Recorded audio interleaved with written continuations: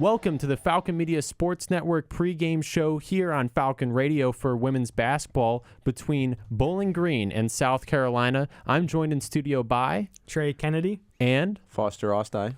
And Trey, do you want to start it off previewing our matchup for today? Well, yeah, Bowling Green is coming off of an 82-67 victory against Louisiana this past Monday, while South Carolina is coming off of a victory against Grand Canyon by winning 94-54. And this is a game where head coach Fred Shamil is facing his former employer in Don Staley. Foster? Not just former employer. They were coached together in the WNBA. Shamil was an assistant coach, Staley player on that Charlotte Sting team. So, a long-standing history between these two of just basketball knowledge. It will be an exciting matchup as South Carolina is ranked number 2 in the country, and we will have Lucas Kleinmeyer on the call in South Carolina. But for now, we're going to take a short break before we come back and talk about the Bowling Green squad.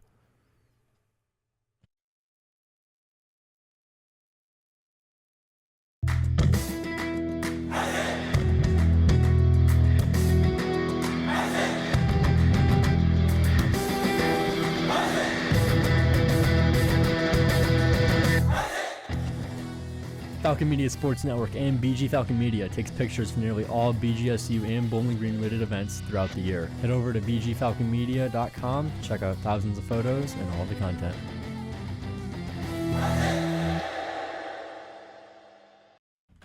Welcome back to the Falcon Media Sports Network pregame show on Falcon Radio. Now talking about Bowling Green. Trey, you want to start us off?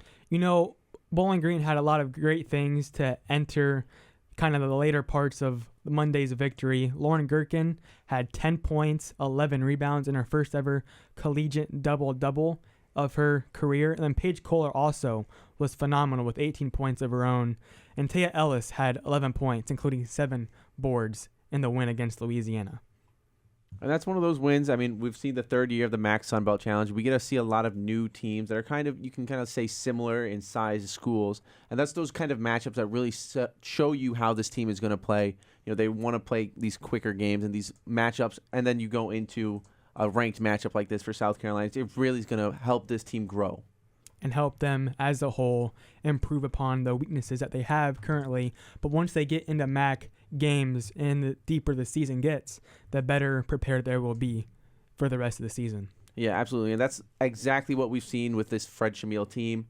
2 ranked opponents last year, Ohio State and West Virginia. You see South Carolina on the matchup this year. They play a lot of highly ranked teams just because they know they're playing these teams in these different types of environments on the road, in Columbus, in South Carolina, in West Virginia.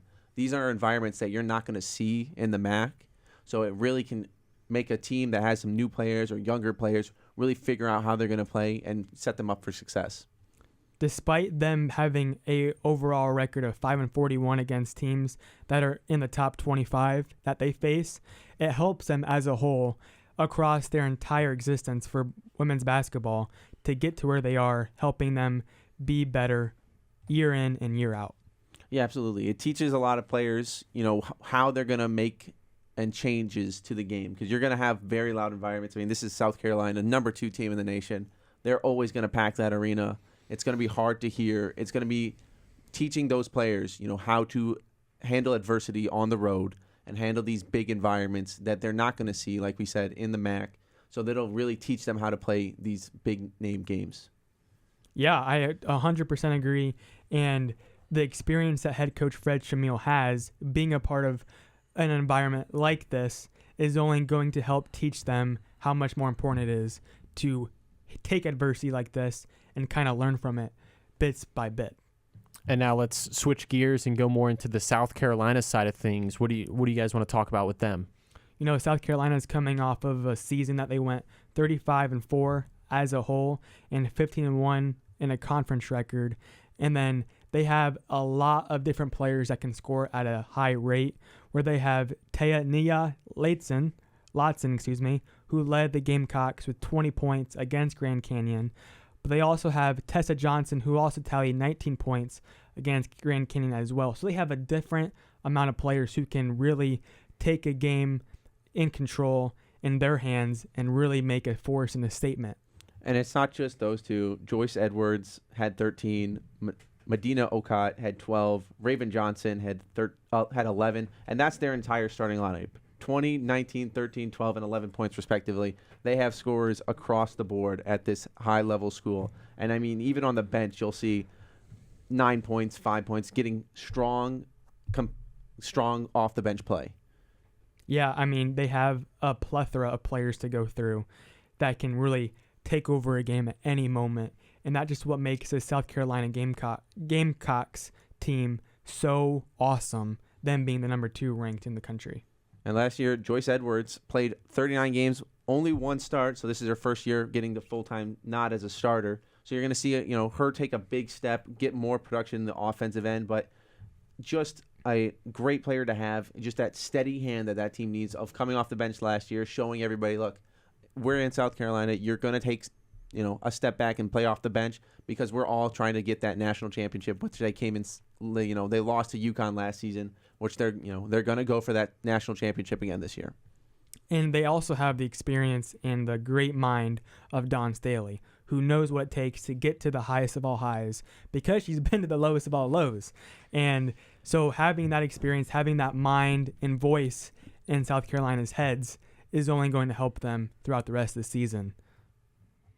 And with that, after our conversations about Bowling Green and South Carolina, we're going to take a quick break. When we come back, we will go to the site of the game in South Carolina with Lucas Kleinmeyer on the call for a moment. But we'll be back after this break here on Falcons women's basketball pregame show on Falcon Radio.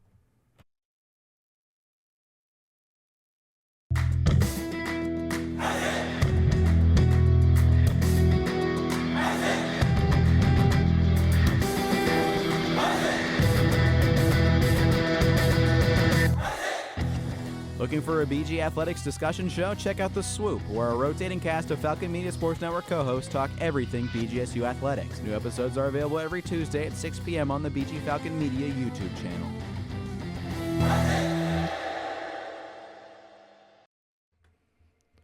Welcome back to the Falcon Media Sports Network pregame show on Falcon Radio for women's basketball. We have Lucas Kleinmeyer at the site of the game, so we'll send it to him now. Thanks so much, Adam. Definitely an exciting one here in Columbia, South Carolina, here at Colonial Life Arena. And you guys talked about it a little bit there in the pregame show. Well, I should say, first off, excited to call this one Falcon Radio. Excited to be along with you guys that are back in the studio there in the Cooling Center. This one means a little bit more. And you look at it on paper, yes, South Carolina, number 2 ranked team in the country. They lost a national championship game to UConn last year for Bowling Green. That's a Mid-America Conference school, mid-major school. That's probably going to punch above their weight, to just say the least. This is about Fred Shamil and Dawn Staley. This relationship goes deeper than just a co-worker, player, coach, like you guys mentioned before. This is family. It's a family relationship between these two. If you go back more recently, Dawn Staley did come to Bowling Green for the women's basketball tip-off dinner, talk to the team, talk to the Bowling Green community, talk to the athletic department there. This is also a two that have spent a lot of time together. You mentioned the Charlotte Sting when Shamil coached there and Staley played. Staley gave him his first assistant coaching job at Temple. Then they spent many, many years together at South Carolina, winning 2 national championships when Fred Shamil was an assistant coach, 5 SEC regular season titles, 6 tournament championships. Being first or second in the SEC during their time when they spent together, they completely dominated women's college basketball landscape during their time there.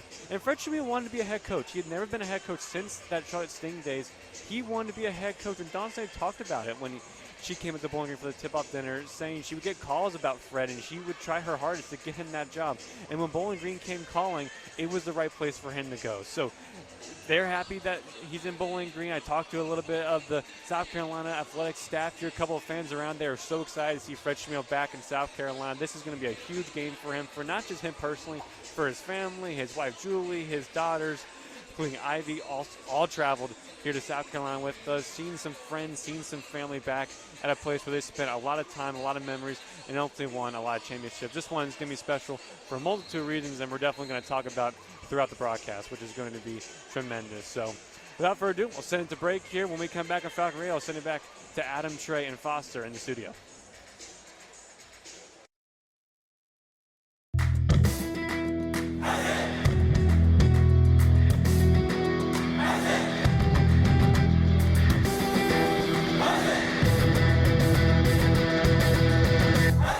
For the second straight year, Falcon Media Sports Network is partnering with WBGU PBS to broadcast Falcon men's and women's soccer matches. Tune into WBGU PBS YouTube's live streams to hear Lucas Kleinmeyer, Henry Costco, and other Falcon Media Sports Network talent on the call. Welcome back to the Falcon Media Sports Network pregame show on Falcon Radio. Now, Trey and Foster, just talk about your key points of the game that you feel like you want to address here. Trey? Yeah, it begins with Bowling Green having an aggressive mindset and mentality when they're playing. BG began the first half against Louisiana extremely slow. They can't do that against a South Carolina team that has the experience and the mindset at what it means to be successful. And I'll add on to that, you have to have a great rebounding game against this South Carolina team. You'll say it against at every level. Rebounding is going to help you play in these games where you have to punch above. So with this South Carolina team, you cannot give them second chance opportunities on the offensive end. And you yourself have to manufacture second chance opportunities on that offensive board.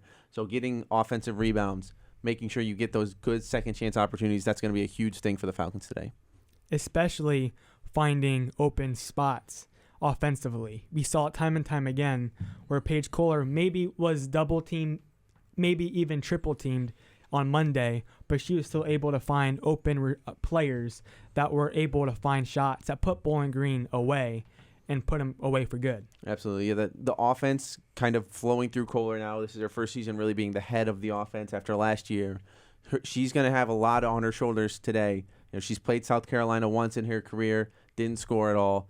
Now she's going in there as the head of the Falcons offense, and she's going to be the number one priority for the South Carolina team to slow down. And I'm also excited to see how Lauren Gherkin comes off of her double-double performance last Monday, how she can maybe show signs of even more improvement against team like South Carolina. Absolutely. And this, we talked about it once. We'll talk about it again. This is the greatest growing experience you can have playing these, number one, number two teams in the nation. South Carolina, number two. You're going to learn so much, not only about the team, but just as yourself as a basketball player in these opportunities. And especially the way you can face adversity, right? Maybe it's not going to go the way we had hoped because of knowing the expectations of this whole team and South Carolina as a whole. But the way that they can respond and show adversity is going to be huge. And now shifting gears here, Bowling Green, tough matchup tonight against South Carolina, but also there's a lot of games going on around the MAC, so whichever one of you wants to take the lead on previewing some of our matchups.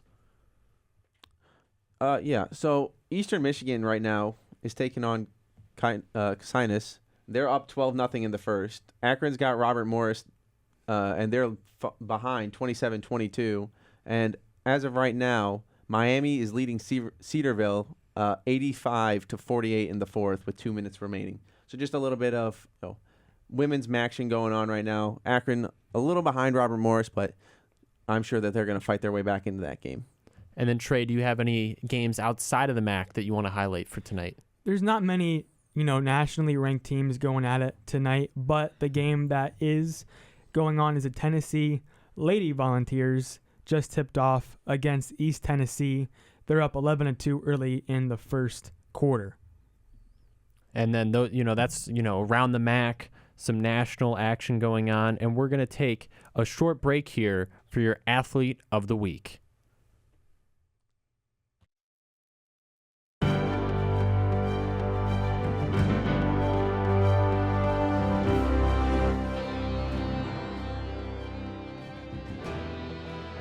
This week's Falcon Media Sports Network Athlete of the Week is Isabella Mazzaferro. The junior winger, hailing from Ontario, Canada, scored the game-winning goal in overtime against Buffalo in the MAC tournament. Mazzaferro recorded 2 shots against the Bulls. Despite coming off the bench, she played 76 minutes. Isabella was magnificent, and I think she completely turned the game on its head, head coach Chris Fox said. In 19 games, Mazzaferro had 3 goals, 12 shot-on goals, and 2 game-winning goals for the Falcons. This has been this week's Falcon Media Sports Network Athlete of the Week.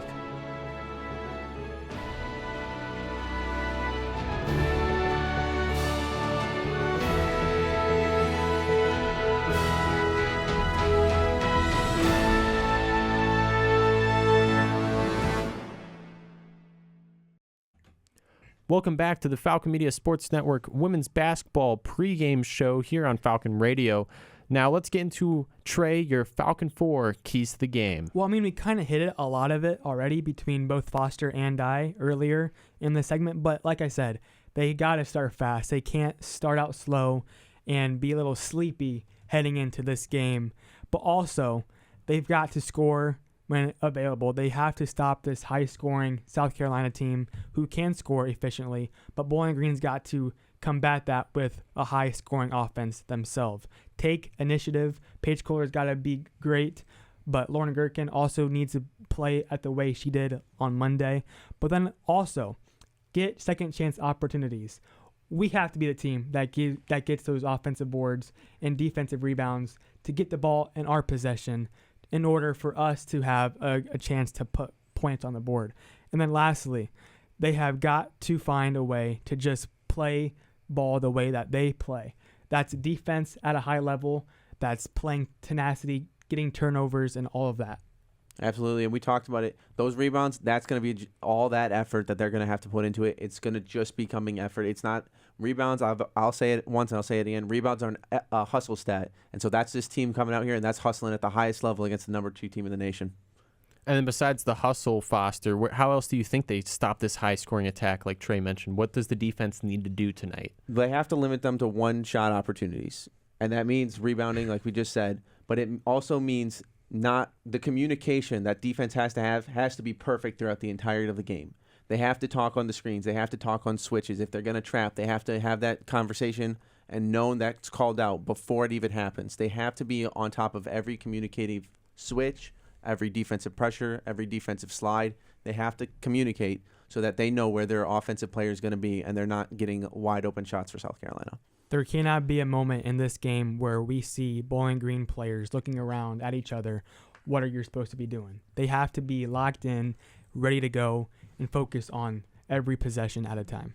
And a big thing with, trying to be at the top of their game is they made a switch in the starting lineup tonight. Foster, you want to get into the starting 5 for the Falcons? Yeah, absolutely. Donna Donahue's starting, Paige Kohler, Kariah Miller, Taya Ellis, and the new face in the starting lineup, Lauren Gherkin, coming into the starting lineup for the first time this season, had a good last year, went out with an injury, now into the starting lineup. It'll be great to see how she fits into the starting lineup as a bit of a stretch big for this Falcons team. Heading into the season, knowing that Lauren Gherkin had a strong start, obviously the injury set her back, but I cannot wait to see how she continues to perform for this Falcons team as we progress game by game. Absolutely. She adds just such a great aspect of stretching that court on that pick and pop opportunity. She can put it on the ground. She can get to the rim. She can facilitate for herself. She doesn't need a guard to get her open. She can great moving off ball. She's going to have a great offensive performance for the Falcons to win.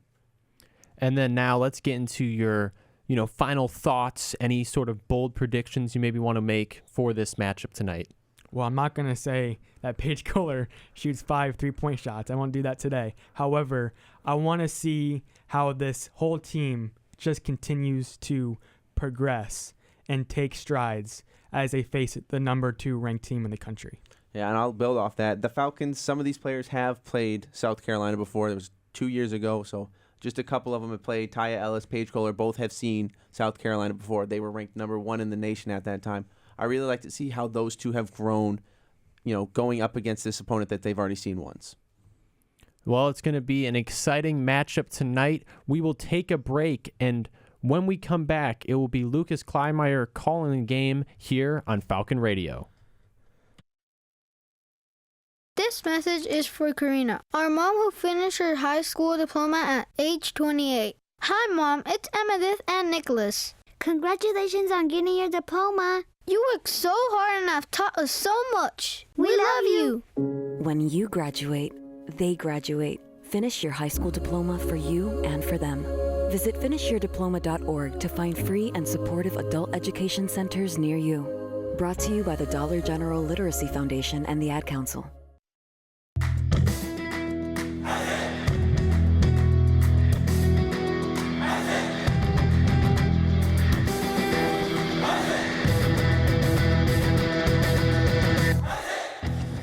Did you know Falcon Media Sports Network has video highlights of BGSU athletic events? To see all the moments from your favorite BGSU teams and athletes, head over to the BG Falcon Media YouTube channel or view them on bgfalconmedia.com.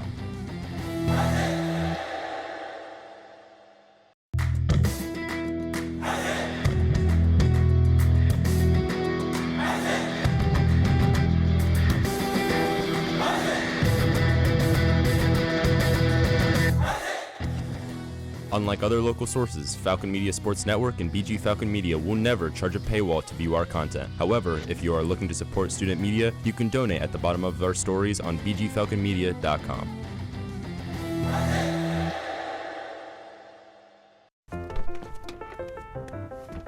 Mommy, can I sit in the front seat just this one time? Please, please, please.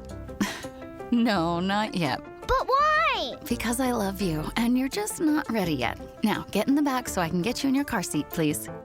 Putting your kids in the right seat for their age and size is an act of love. Check that your kids are in the right seat at nhtsa.gov/the right seat. Love protects. A message from NHTSA and the Ad Council.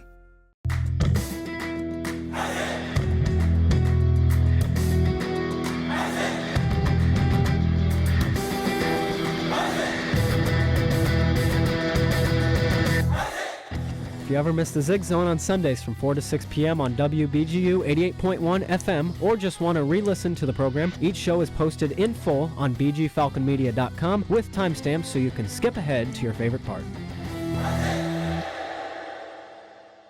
Talking about guns with others might not always feel comfortable, but it could save a life. Here's a way to start a conversation. Your family is going over to your neighbor's home for dinner for the first time. How would you ask if there are any unlocked guns in the home? Hey, we're so excited for tonight. Before we come over, though, may I ask if there are any unlocked guns in your home? Our guns are stored securely, locked in a safe that the kids can't access. Awesome. Learn how to have the conversation at agreetoagree.org. Brought to you by the Ad Council.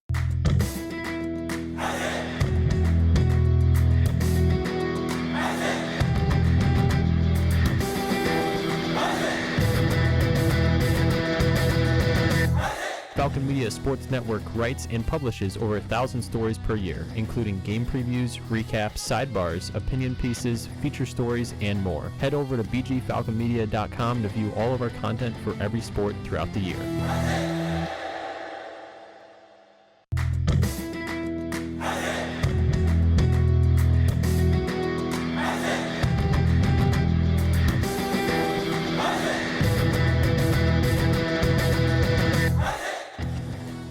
Falcon Media Sports Network and BG Falcon Media takes pictures for nearly all BGSU and Bowling Green related events throughout the year. Head over to bgfalconmedia.com to check out thousands of photos and all the content.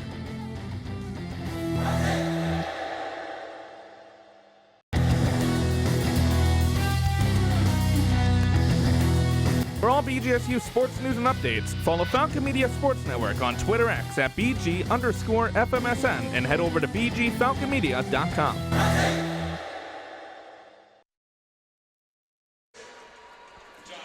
Welcome back inside Colonial Life Arena here in Columbia, South Carolina for Bowling Green taking on the number 2 ranked South Carolina Gamecocks here, and what is a massive opportunity for head coach Fred Chimio to return to his former school and for these Falcons to impress in front of one of the best programs in the entire country and the entire women's basketball landscape. Good evening.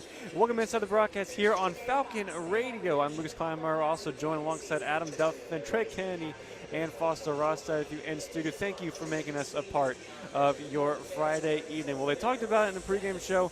We're going to mention it one last time here as we have both Bowling Green being introduced here on the floor and now your South Carolina Gamecocks. Look at the obvious out of the way. We talked about Shamil and Dawn Staley.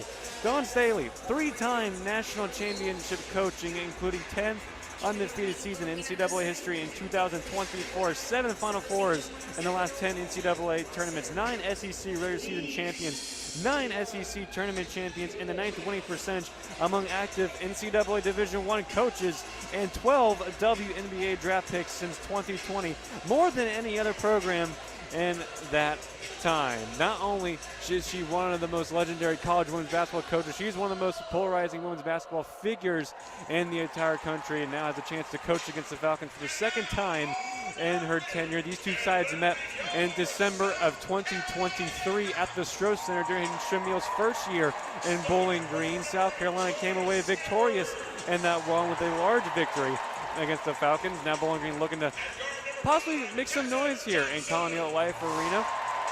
They talked about the starting fives in the pregame show. We'll go through them one last final time for Bowling Green. Johnny Donahue, Paige Kohler, Kiera Miller, Taya Ellis, and the first change so far in this early season, Lauren Gherkin making her first collegiate start this year. Bowling Green doesn't have a single senior in the starting lineup here this game. Sophomore, junior, freshman, junior, sophomore. How about the freshman Kiera Miller, just your second ever collegiate game? Get to play the number 2 team in the country on the road. For your South Carolina Gamecocks, the team that we mentioned lost the national championship to UConn in quite some fashion. They got blown out in that national championship game. Tanaya Latson, oh boy, are we going to talk a lot about her. 3-time All-ACC first team, SEC top 10 in points per game, 3-time All-American as well. Others are Tessa Johnson Jr. for her Final Four All-Tournament team last year with top 15 in points per game. Raven Johnson, senior on the other side. SEC top 5 in assists per game, was 2024 All-SEC team and 2025 SEC All-Defensive team last season. Joyce Edwards, sophomore forward for her first team All-SEC last year. 2025 FIBA Amira Cup Gold, including a 2025 All-American as well. And the fifth and final starter for South Carolina, Medina Okoth from Kenya. Transfer from Mississippi State, 4th in rebounding and led SEC in field goal percentage last year. Mississippi State with 12 points per game. Now making her mark here with the Gamecocks. South Carolina and Bowling Green been introduced. They're on the floor. Bowling Green in their road orange from head to toe. South Carolina home white. The crowd on their feet, ball in the air. A tip-off one here from South Carolina. They'll be going from right to left on your radio dial. Bowling Green going from left to right. So South Carolina will start off with possession here in the first quarter. And it's going to be Tessa Johnson here, top of the key. Now moves her way left, puts a floater up a little bit short. Taken to the ground there was Kiera Miller, the freshman. That's going to be an offensive foul there on Tessa Johnson. So a good start to the game for Bowling Green. Kiera Miller, freshman guard from Cincinnati, Ohio, Purcell Marian High School, playing 4 years under head coach Jamal Mosley. Had over 1,000 points, 500 career assists at the program, career assists. And that Bowling Green's first offensive possession, right wing Gherkin trying to hand it off to Miller. A little bit of miscommunication there. Ball was tipped out of play. It was last tipped off of Raven Johnson. It will still remain Bowling Green ball here with 9:33 left on the first quarter, 19 on the shot clock. Here's Gherkin, Kiera Miller. Miller works her way, top of the key, guarded by Raven Johnson. Kohler works her way to the right wing. Guarded this time by Tessa Johnson. Kohler drove inside, fixed it out left. Donahue floater. Donahue got the first points of the contest. Nate Donahue's first points for Bowling Green. 2-0 the score, 9:13 left to play here. Now here come the Gamecocks on the other side. Here's Raven Johnson, moves away left wing. Long switch far side, Tania Latson feeds inside, got herself free underneath the paint. Was Joyce Edwards. First points of the contest for South Carolina, easy one underneath the basket, tied it 2 apiece here with under 9 to play here. Donahue gets free, open left corner, Miller will try wide open 3, overshoots that one, no good. Rebounding here from Tessa Johnson. Johnson will start the offense here. Gets up to Raven Johnson. Edwards underneath the basket. Open 3 in the corner. That one just off the mark. Long rebound's going to find it all the way to Tessa Johnson. Guarded by Miller. Hands off to Joyce Edwards. That's going to be an offensive foul again. Donahue was the one who drew it. That's going to be on Tessa Johnson. That's going to be her second offensive foul early in this contest, and that's going to force Don Stelling to make an early change. Agat McKeer, freshman from Thunder Bay, Ontario, will check in. That's 2 quick personal ones on Tessa Johnson. She'll check out. Here's a freshman, Kiera Miller for Bowling Green, setting the offense, going left wing. Donahue, top of the key. Here's Gherkin.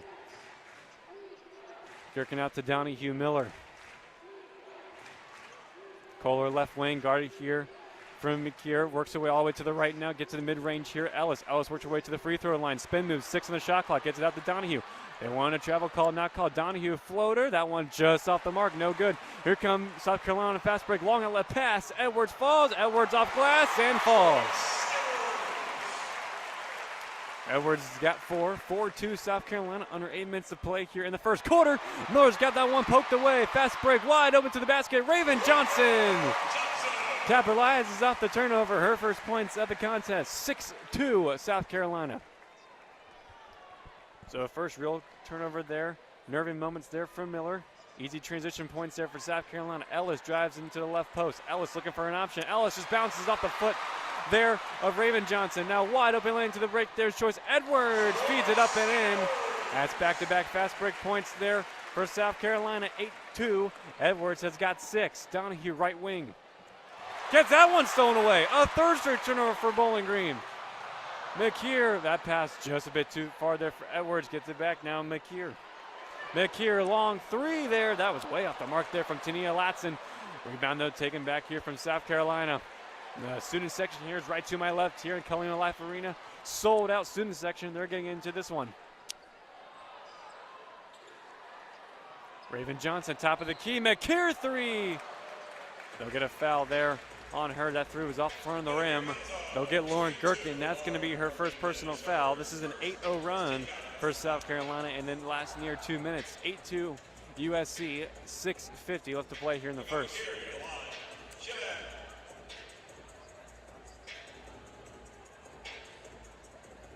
So going to the line now will be Agat McKeer.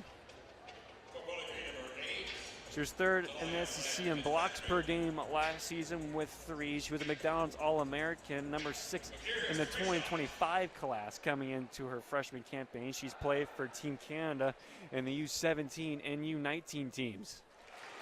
McKeer's first one is good. First time either team has gone to the charity stripe so far this contest.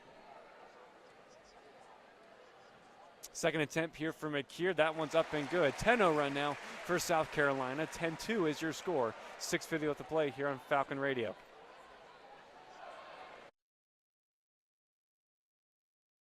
Mom was always Out. Donahue will take this one down the right court here on the right wing, and she's going to be called there for the travel. Was a good start early on to this game for Donahue there. Just got caught there in between decisions.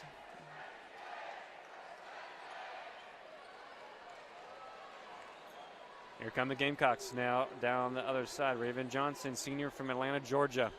McKeer gets it left wing, works on Janiah Bland Fitzpatrick, who's checked in for Gherkin. Miller, they're getting scrappy on the defensive end. It's still going to be South Carolina ball. Her and Bland Fitzpatrick there were in a tussle with Johnson near the Bowling Green bench.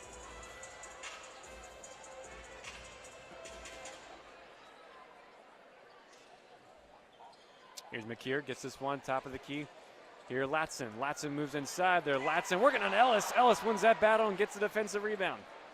That was Ellis versus a coat. Long outlet pass. Here's Kohler. Kohler drives to the left. Kohler just a bit too strong. Great rebound there from Ellis. Ellis puts the shot up. Oh, and it can't fall. Long outlet pass there on the fast break. Here comes South Carolina again, and that's a big basket. And the foul called. Tania Latson got the long outlet pass, put that one up, and took the foul. That's going to be on Kira Miller, the freshman. Didn't get her feet set. And Latson will go to the free throw line. Arguably the star of this South Carolina team. One of the most known faces, senior guard from Miami, Florida. Averaged 20 points a game last year, a career high. Going back to this year against Virginia Tech, she scored 40 points on January 2nd. Of last season and of this year. She got the three-point play to convert. 13-2 South Carolina. 13 points unanswered here for the Gamecocks. Under 6 minutes to play here in the first quarter. Donahue, top of the key, moves her way right wing. Long outlet switch here. Ellis held hanging off Kohler. She'll lock and load 3. Paige Kohler just a little bit too strong off the mark. Here comes Raven Johnson. Long outlet pass again. Latson off glass and in. And the fast break killing Bowling Green here. 15-2 now, South Carolina. Kohler Janiyah Bland Fitzpatrick, her first touch of the ball. Bounce pass inside Donahue. Donahue looking to get out to Kohler. Kohler wide open three from the left wing. Page. Kohler drains it. Kohler got her feet set there and knocks down her first points of the game and her first field goal, 15-5. It stops a big drought here for South Carolina. Long pass stolen away there from Donahue. It was a long pass from Raven Johnson picked off. Bland Fitzpatrick works her way inside. Fitzpatrick mid-range jumper. That one won't fall. Ellis tries for the rebound, can't come up with it. Taken away here from Ocote. Here's Ocote, double team there with Miller and Ellis. Up to the right, Raven Johnson. Raven Johnson bounce pass inside. Ocote up and in. And the foul. Bland Fitzpatrick was underneath the basket. Ocote basket will count, and a chance to make a three-point play here. Going to the free throw line. Under 5 minutes to play here. We've reached our first media timeout. 17-5. South Carolina is your score. This media timeout is sponsored by Juniper Brewing Company, located 145 South Main Street, downtown Bowling Green, featuring coffee, craft beer, serving breakfast, lunch, and dinner. We'll take a break. 17-5 South Carolina here on BGSU Women's Basketball on Falcon Radio. Mom was always very organized. But my sister and I noticed she started to forget things. Telling my girls about my Alzheimer's diagnosis was hard. But Mom's early detection gave us time to make a plan. My sister and I were there for Mom and each other. If you or your family are noticing changes, it could be Alzheimer's. Talk about seeing a doctor together. For more information, visit alz.org/time to talk. A message from the Alzheimer's Association and the Ad Council.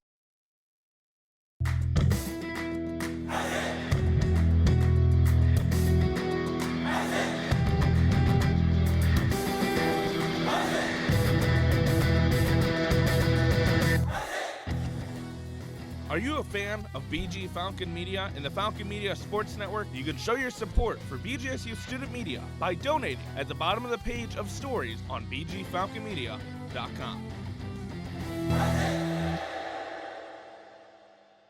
What I know about courage, I learned from my adoptive mom. She said sometimes you just gotta hold on and know we'll get through this. Mom, we are so high up. Hold my hand. No, you hold my hand. Here we go!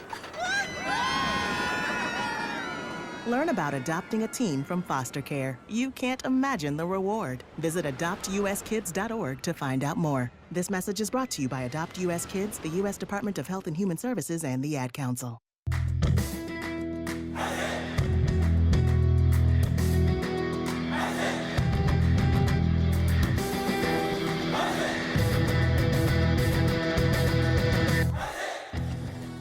Are you a fan of BG Falcon Media and the Falcon Media Sports Network? You can show your support for BGSU student media by donating at the bottom of the page of stories on bgfalconmedia.com.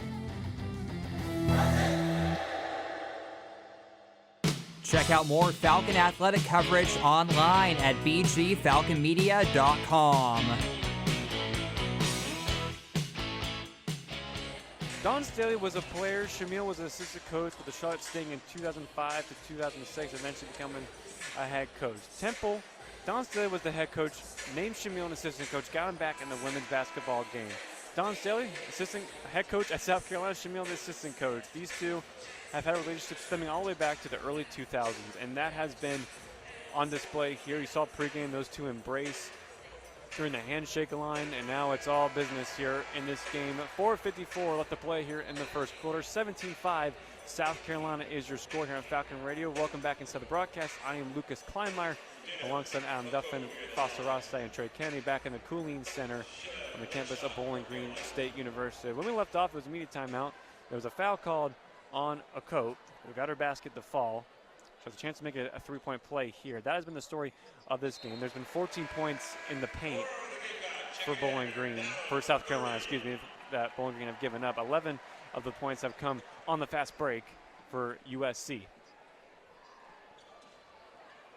There's Donahue to inbound. The three-point play was good. 18-5, South Carolina, 13-point lead here for the Gamecocks. Bland Fitzpatrick, top of the key to Miller. Miller works away right, tipped there from Raven Johnson, gets it back here to Kohler. Kohler hands off to Miller here on the right wing. Miller drives inside to the baseline. Her shot is rejected there from McKeer. Ball on the ground there, jump ball. It will remain Bowling Green possession. Ellis their dough for that one first.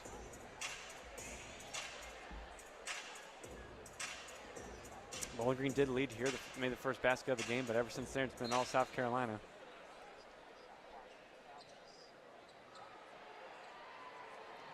And this one, here's Ellis. Ellis gets this one to Donahue. Long three for Kohler. That one goes in and out.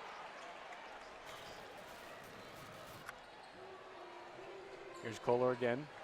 Spin move there for McKeer. McKeer drives inside. Her shot was just a bit short. Ellis picks up the defensive rebound.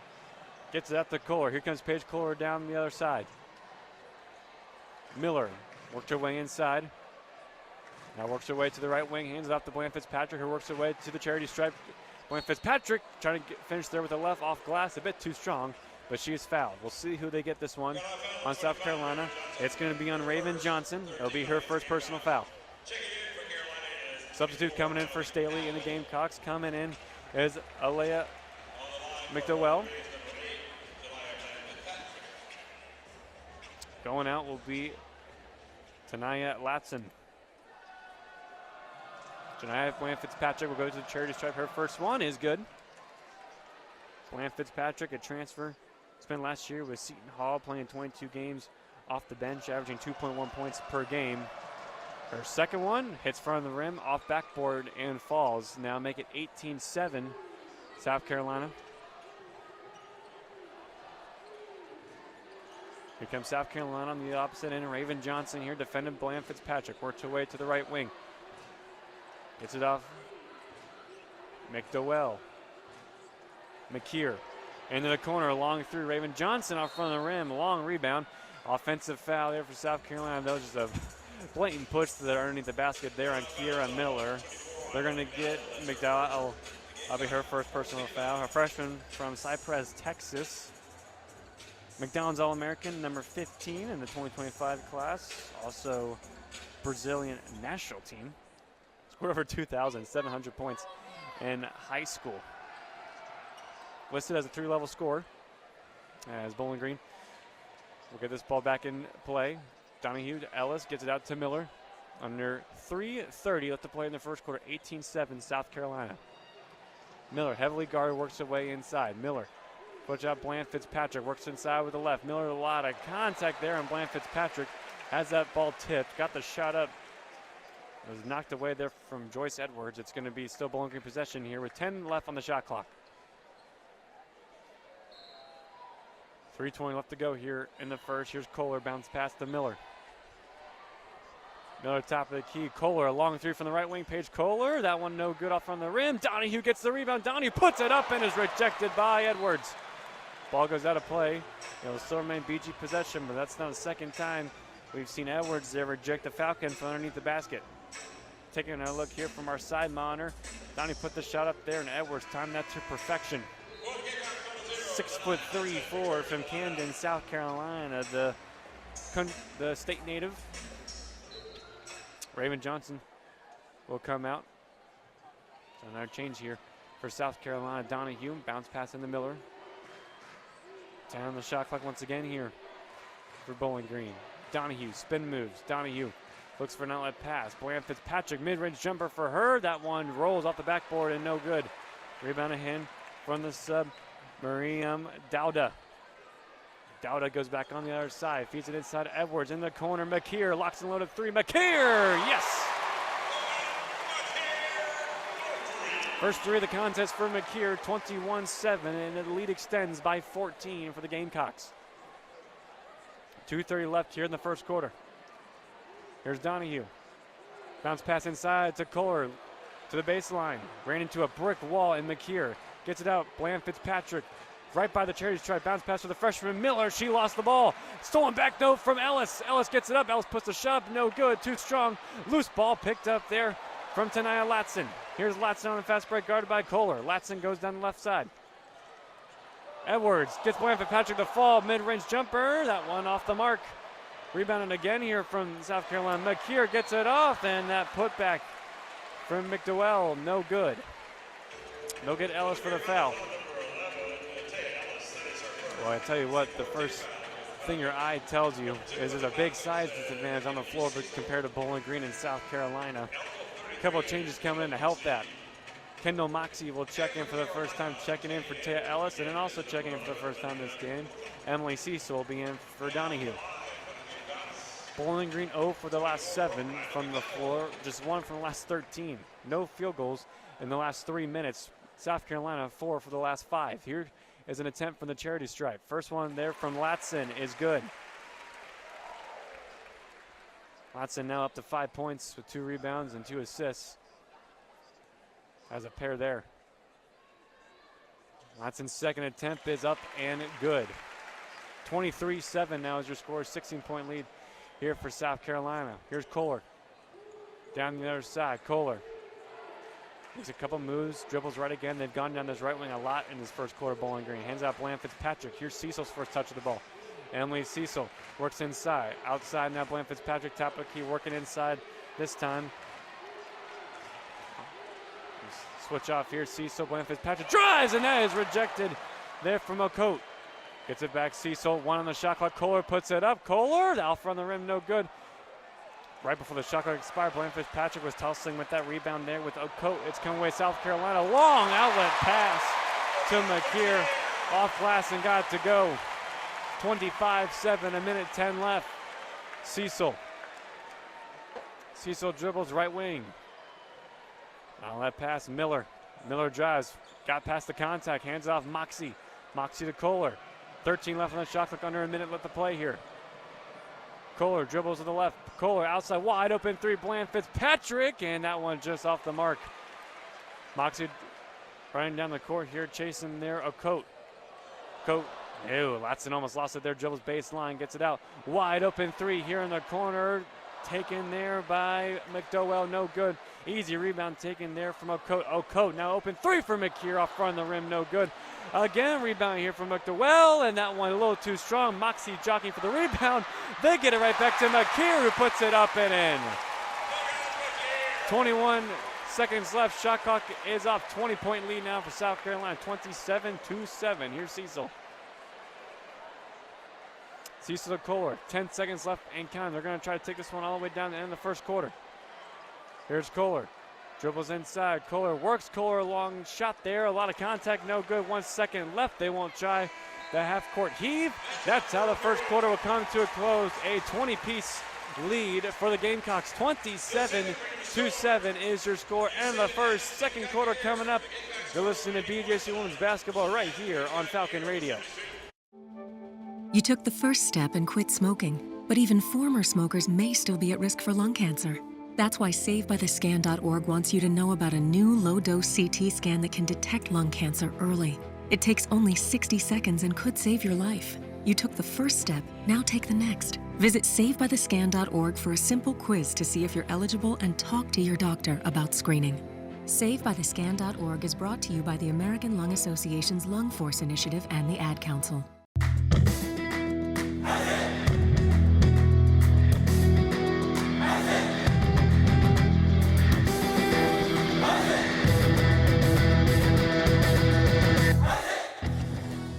Falcon Media Sports Network and BG Falcon Media takes pictures for nearly all BGSU and Bowling Green related events throughout the year. Head over to bgfalconmedia.com, check out thousands of photos and all the content. You said you'd never buy your kid candy from the checkout aisle, or forget extra diapers. You'd never lick your thumb to clean their face. Never, ever become a minivan mom. So when you say you'd never leave your child in a hot car, know it can happen. Cars get hot fast, and kids can be at risk in temperatures as low as 60 degrees Fahrenheit. Never happens. Before you leave the car, always stop, look, lock. Brought to you by NHTSA and the Ad Council.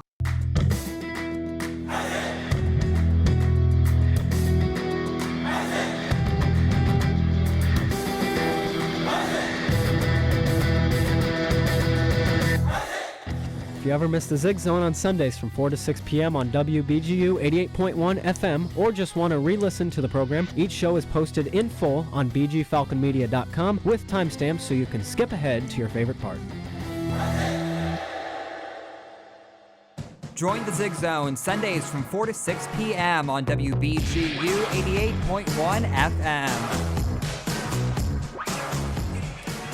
Back out of this timeout here in the second quarter here in Columbia, South Carolina. 27-7 is your score. The Gamecocks lead the Falcons by 20. Welcome back into the broadcast on Falcon Radio. I am Lucas Kleinmeyer. One change for Bowling Green as they start the second. Well, two. One first-timer on the floor. Jaden Cook will get her first minutes on the floor for BG. Lauren Gherkin has returned to action. You have Cecil, Miller, and Donahue also on the floor as well. South Carolina, 27 points in that first quarter. They out-rebounded the Falcons 17-8, and they got 18 points in the paint to none for Bowling Green. 13 of those points came on the fast break, and 11 of those points also came from their bench. They used everybody for a South Carolina team that's kind of decimated with injuries right now. They only have about 10 players dressed for action here tonight. They've used everybody. It's a good game for them to get back and run. They're coming off a big one against Grand Canyon. Now working their way against Bowling Green. Second quarter underway. South Carolina will start with offensive possession, going from right to left on your radio dial. Long switch, McKeer inside. That one's stolen away from Cecil. And Cecil covers up the loose ball and gets it. Hands it off here to Miller. Miller has that one just ripped away from her hands there from Okote. And Okote puts it in. And that's frustrating there for Bowling Green there. That's a great takeaway there from Cecil. And Miller will set the offense here for Bowling Green. Miller drives right. Gherkin, top of the key out to Cecil. Cecil, Donahue. Heavy defense there. Donahue gets it inside to Cook. Here's Cook, drives baseline. Cook gets it to go. Jaden Cook up glass and in. Good finish there from Cook. Here comes South Carolina on the other end. That's McKeer. That shot there a little bit short. Cook went up for the rebound. It was taken back there from South Carolina. And now they'll get Emily Cecil for the foul. That'll be her first.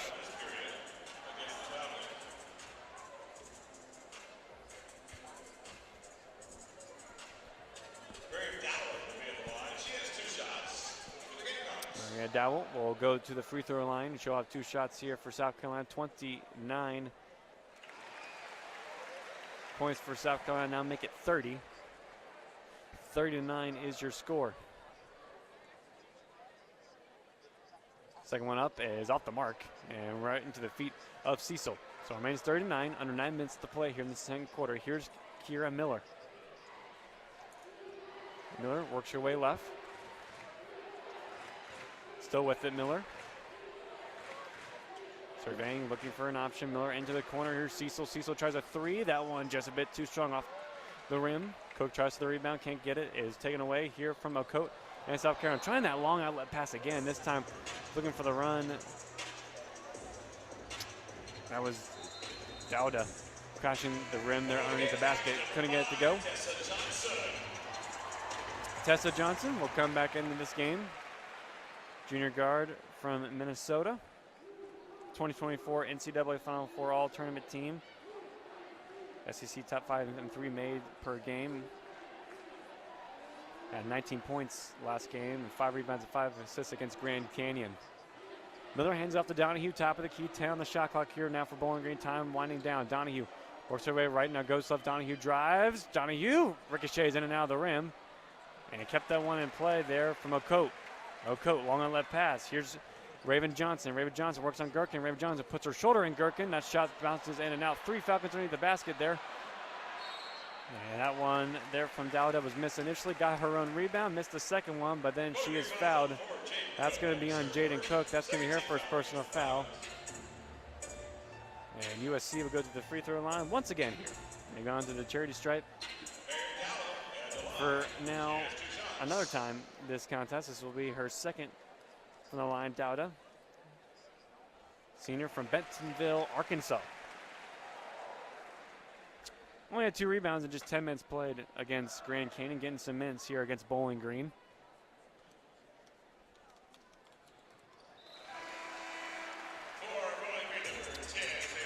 Kohler back into play. Made 2 for 2 there from the line, Dowda. 32-9, South Carolina age your score, under 8 minutes left to play. Gherkin get this one in play to Miller. Here's Miller, top of the key, works her way left, hands it off Donahue. Donahue now works her way back here to the center. Bounce pass inside, a little too strong there for Kohler. Kohler gets it right back, left key. Now here's Donahue, works her way inside, and now pass the charity stripe to the left elbow. Looking to give it on to Miller. That one's off the mark. Miller gets it back to Ellis. Ellis 5 on the shot clock. Ellis, high contested shot there. A little too strong, no good. South Carolina now comes away with it.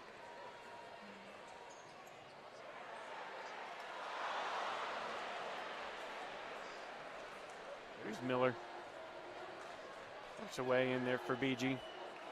Donahue, Gherkin now locks another 3 from the right wing, off the side of the rim, no good. Rebound again, South Carolina from Okote. 6'6" from Kenya. Almost a push off there on Miller. Mid-range jumper there from Tessa Johnson, no good. Gets her own rebound, though, is Dowda, and she puts it up and in. Boyan Fitzpatrick getting ready to come in here in a moment's notice. 34-9, South Carolina is your score. Here's Donahue. Donahue drives inside, gets by the contact there. A lot of contact on that shot there. Too strong, no good. Wide open lane to the basket. Bounce pass here to McDowell. Up and in. Timeout taken now for Bowling Green. It's been quite the run here for South Carolina. 36-9 is your score. This timeout is sponsored by Juniper Brew Company. See you latest menu visiting juniperbrew.com. We'll take it with them. 34-9 is your score. Listen to BGSU Women's Basketball here on Falcon Radio. It's 4 a.m., Monday, and you're literally sucking baby snot through a tube because she's congested. Man, that's love. And if you love her that much, love her enough to make sure she's buckled in the right car seat. To make sure your child's in the right seat for their age and size, visit nhtsa.gov/the right seat. Show them you love them. Keep them safe. Visit nhtsa.gov/the right seat. Brought to you by the National Highway Traffic Safety Administration and the Ad Council.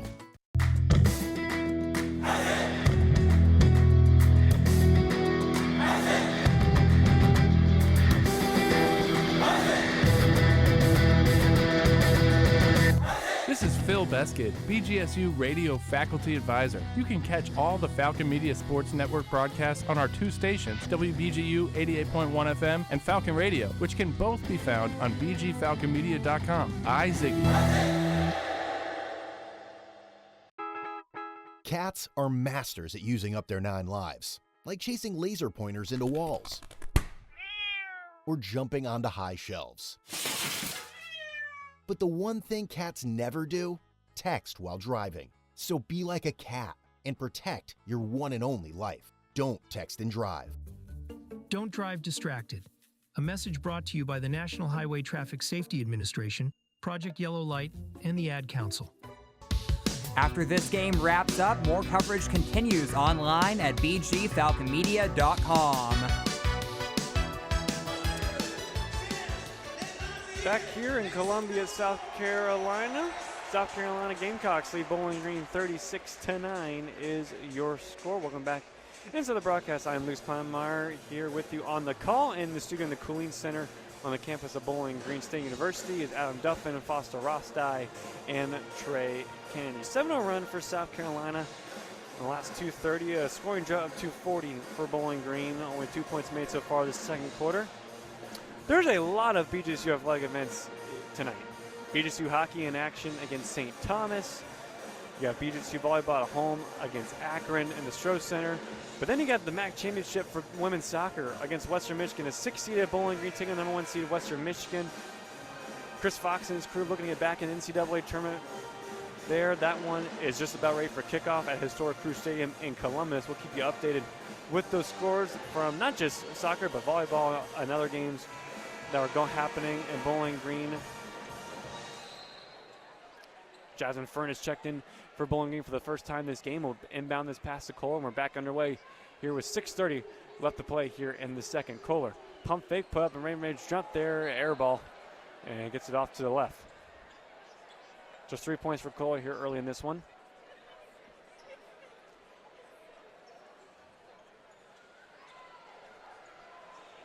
Here comes South Carolina here on the fast break. Johnson. Raven Johnson, that is. Guarded here by Jasmine Fern. Raven Johnson works her way to the right side. Hands it off. Here, tightening out Latson. Latson, open lane to the basket there. Late grab from a Falcon. The shot was just a bit short. It hit front rim and it just rolled off. That's going to be on Tia Ellis. It's going to be her second foul of the game.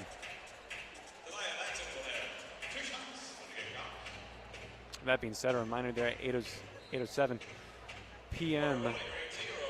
puck drop. Bowling Green, St. Thomas. Excuse me, Minnesota State. Get my CCHA teams mixed up there. I'll stick to basketball. First one here from the free throw line. Tania Latson is good. She now has a game high 6 points. Excuse me, second team high 7 points now. McKeer off the bench has 9.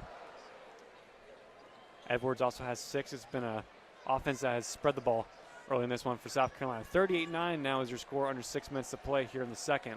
Harrison hands it out Bland Fitzpatrick. Bland Fitzpatrick drives to the left. Bland Fitzpatrick, a lot of contact, couldn't get the shot to go. She is fouled, she'll go to the free throw line. Both her points in this contest have came from the charity stripe. She's 0 for 5 from the field to start this one. Entering her junior season from New London, Connecticut. Talked about when she spent the last couple years at Seton Hall. Had 40 total rebounds last year, averaging just over 2 points per game. Her first one is up and good, make it 38-10. Bowling Green in double digits.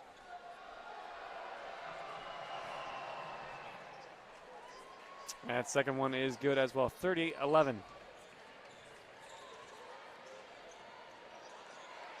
comes South Carolina on the fast break once again. Raven Johnson there got an open lane underneath the basket, got it up and in.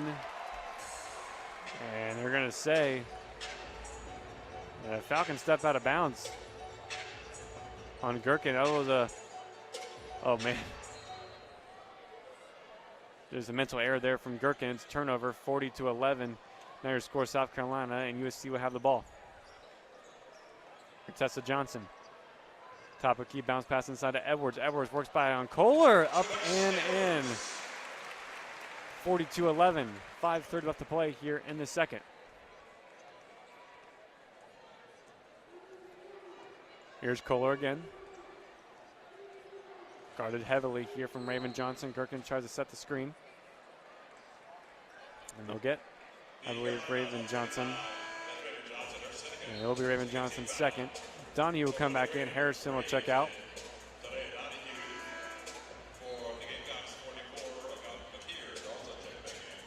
Kira's checked back in, so Johnson will go out. Don's still having a conversation with our head official. Even up by 31 points early in this first half. Still the competitor, and still that's why she's won so much. Here's Kohler. Looks for an option. Gherkin in the corner, left wing. Gherkin nails a three. Kohler finds Gherkin, and the two connect. Big three there from Gherkin. 42-14. Under 5 minutes to play here. Next stop, it should be our immediate timeout. McKeer dribbling. Look at the foul. That's Bland Fitzpatrick. That'll be her second personal foul. So Cecil will come back in. Bland Fitzpatrick will come out.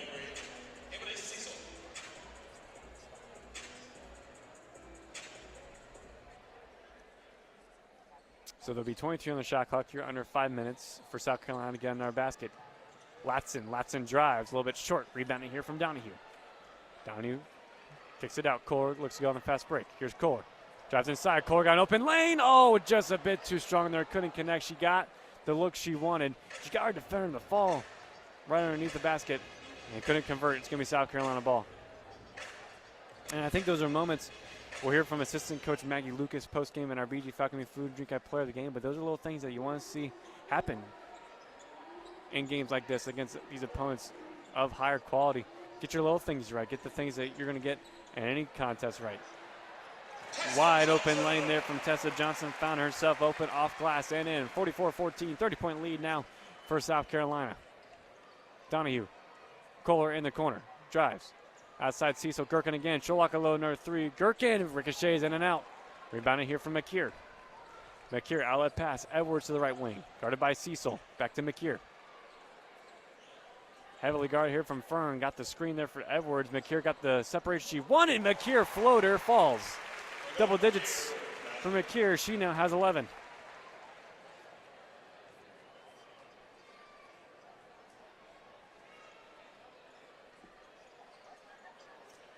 Kohler gets out to Gherkin. She'll try a three a little bit too strong.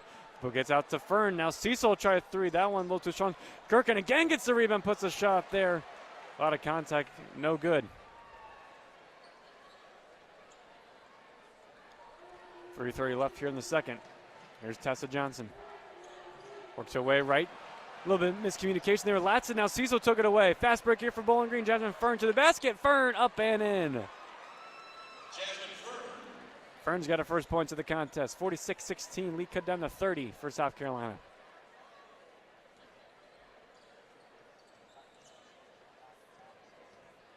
Edwards goes. Edwards gets it. And Edwards got the shot to fall. Their mid-range jumper again. She's in now double figures with 10. 48-16. 2:53 left to play here in the second. Kohler. Pump fakes. Floats. Kohler. And that one can't go. Crashing through the board was Gherkin to get the rebound. Couldn't come up with it. Back the other way. Here come the Gamecocks. Trying to give it back there. Oh, and a wicked attempt for Tessa Johnson. Was in air, spun around. Didn't look at the basket when she shot there. No good. Donahue gets it up. Cecil. Gherkin. Gherkin mid-range floater. Pump faked, and that one's short. Taken away. Here comes Tessa Johnson back the other way here for South Carolina. McKeer. McKeer left wing. Long switch down to the other side. Johnson, corner three from the right side. No good. Donahue fighting for the rebound. Look at it, foul. This is going to be on. It's going to be on tack for South Carolina. Donahue there boxed out. A little too much contact. Oh, draw the foul. Donahue will stay in. Gherkin now will check out. Layla Harrison will check in.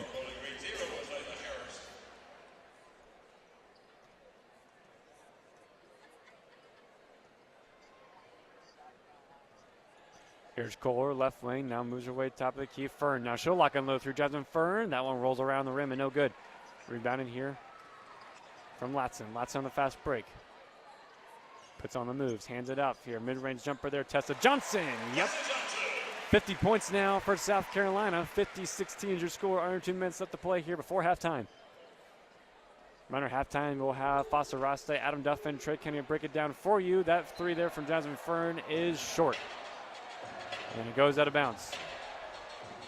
We'll recap the first half. What we saw here, what we saw from South Carolina, their dominance. What we saw from Bowling Green, who are now 5 for 36 shooting from the floor, shooting 14%. Update you with BGSU volleyball, BGSU hockey, about a tip-off. About to start, should say, puck drop. Women's soccer also just kicked off as well in Columbus. Here comes South Carolina, fast break, feed inside. There to Ocote. Ocote lays it up and in. 7 points now for Ocote.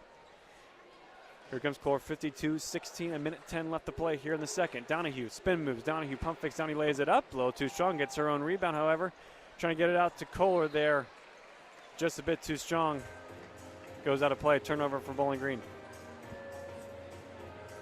Jaden Cook will come back into this one.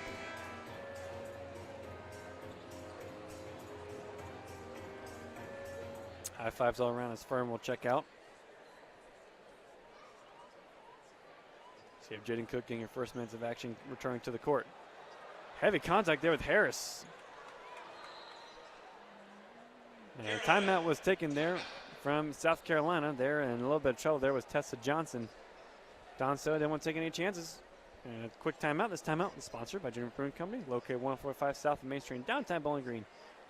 See the latest menu, visiting juniperbrew.com. We'll stay right here. In this one, it'll be a quick timeout on the floor. We did mention the MAC Championship women's soccer game has kicked off in Columbus, Ohio. Number 6 seed Bowling Green and Chris Fox against number 1 team Western Michigan. BGSU volleyball also in action against Akron at the Stroh Center. Tonight we'll get you a score on that one here in a moment. It's the Bowling Green volleyball team that needs a win. They've lost a lot in recent, and they want to get to the MAC tournament. The MAC tournament will be at the Stroh Center regardless. first set. And Akron did sweep the Falcons in volleyball. There for an update. Thought the game was still going on, my mistake. 3-0 at the Stroh Center. So Akron comes away victorious. Volleyball now falls to 13-13. Back to basketball action here in South Carolina. 50 seconds left here and counting. Here come the Gamecocks. This one, loose ball taken away. Here loose on the floor. Cecil on the ground with that with Edwards. Comes away with it and Cook. Good steal there from Emily Cecil. 33 seconds left. Here comes Kohler. Kohler ditches out Cecil. She'll lock and load through Emily Cecil. Oh, and she drains it. Emily Cecil calls the takeaway and knocks down the three on the offensive end. 52-19. Bowling Green shot clock is off here. 17 seconds left. Now Tessa Johnson three. Yep. You judge by the roar of the crowd there. 55-19. 9 seconds left here. Bowling Green's going to take this one down. Here's Kohler. Down to 1 second. It's up Harrison. Harrison couldn't get a shot off in time for the Falcons. That's how this first half will come to a close. All South Carolina, number 2 team in the country, Gamecocks over the Falcons. 55-19 is your score. 20 minutes of basketball down. 20 more minutes left to play here. We'll have third quarter action. But I'll throw it here to the Cooling Center here in the Falcon Radio Studio with Adam Duffin, Foster Rasta, and Trey Kennedy. Halftime score, Bowling Green trailing South Carolina 55-19.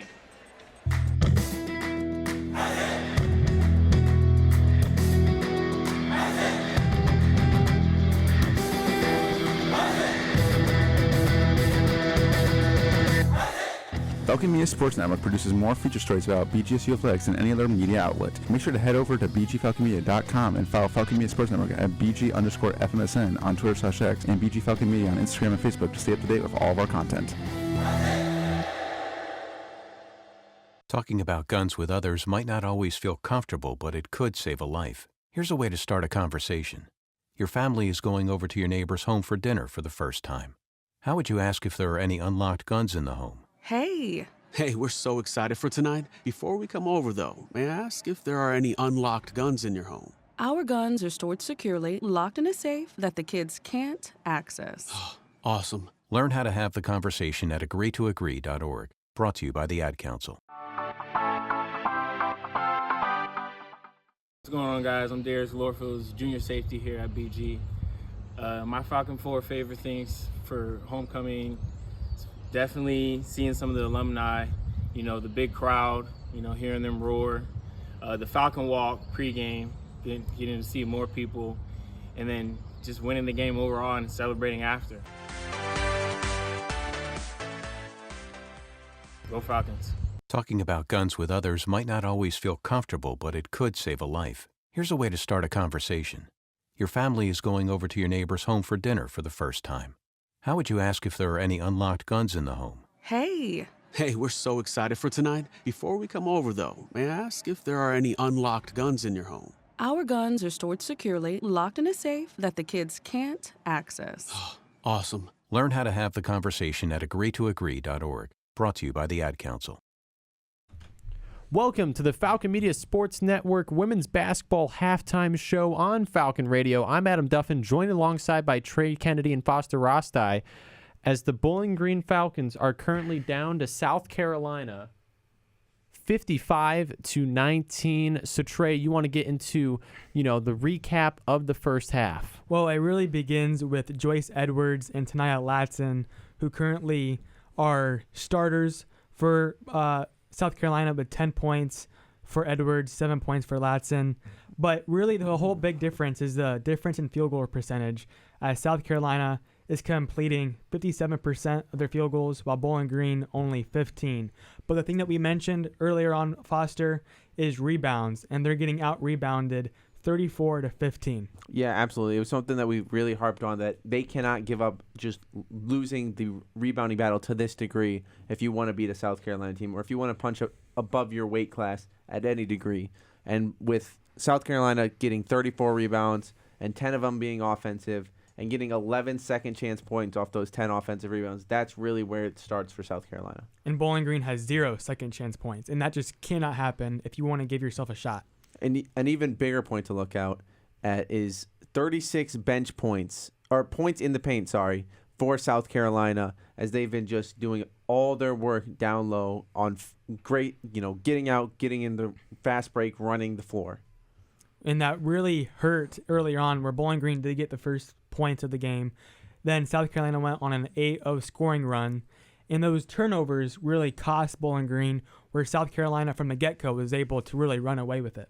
Yeah, absolutely. They just got out, and they just showed that one mistake that you make against them, they're going to take full advantage of it. They're going to make sure that you pay for every little mistake that you make. And if you're not playing a perfect game, they're going to take advantage of it. Tough first half for the Falcons, and we'll have more here on Falcon Radio after a short break. How serious is youth vaping? Irreversible lung damage serious. 1 in 10 kids vape serious, which warrants a serious conversation from a serious parental figure like yourself.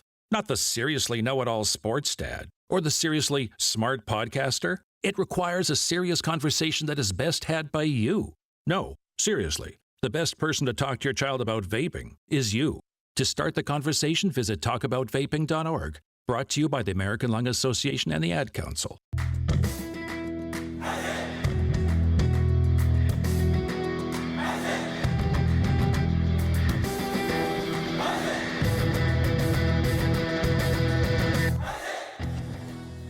Are you a fan of BG Falcon Media and the Falcon Media Sports Network? You can show your support for BGSU student media by donating at the bottom of the page of stories on bgfalconmedia.com.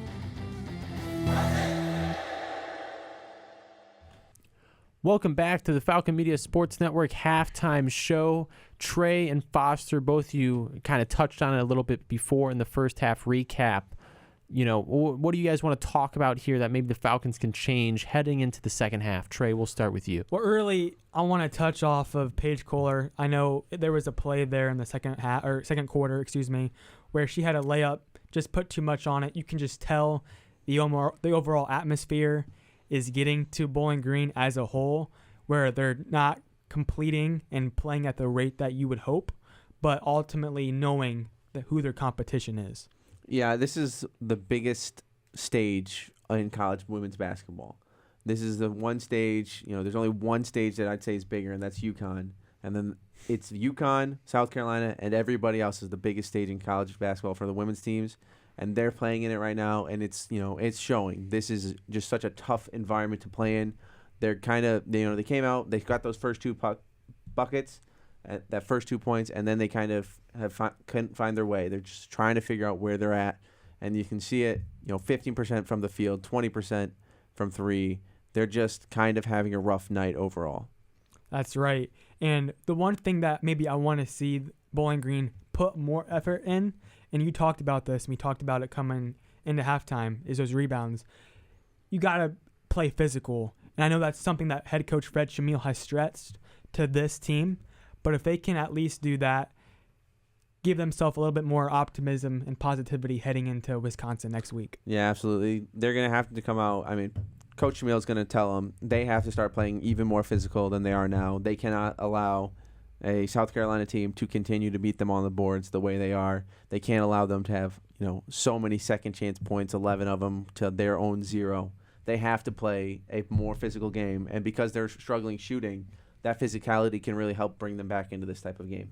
And they've turned the ball over less, 7-8, and Bowling Green having 7. So if they can capitalize off of those turnovers heading in the second half from South Carolina, that's something to also build upon for future games. Yeah, absolutely. It just shows how protective they are with the ball. Only 7 turnovers against the number 2 team in the nation. That's a great thing to look at going forward, just showing they're in this big atmosphere, and we've talked about it, that they're kind of struggling, but they're keeping the ball. They're not really turning it over and letting them get out early in breaks. And something that, we talked about, Noah Seeley and I, on Monday's game, is how Bowling Green has that height advantage. And so far, they're getting outscored in the paint to South Carolina. So a lesson to be learned heading into this game, into the second half, is how important it is to utilize the strengths that we have, which is our height, and to better use it moving forward. Well, we're getting the ball down, though, but South Carolina has 5 blocks. They're doing a good job of just getting into place to get a block, and that block's getting out and running on the floor. So, we may be the taller team, but they've done a good job of really matching up with us and using their own physicality to get blocks and rebounds. Yeah, and you just want to allow yourself to take this opportunity to learn and grow, knowing that it's number 2 ranked team in the country. Well, we'll see how the Falcons respond in the second half, but for now we're going to go to a short break, and when we come back, we're going to have a look at your guys' Player of the Game watch here on Falcon Radio.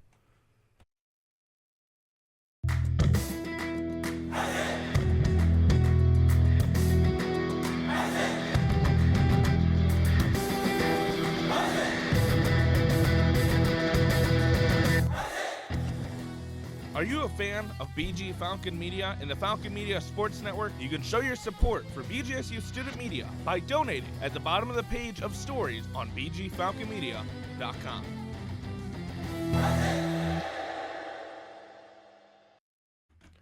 Welcome back to the Falcon Media Sports Network halftime show here on Falcon Radio for women's basketball.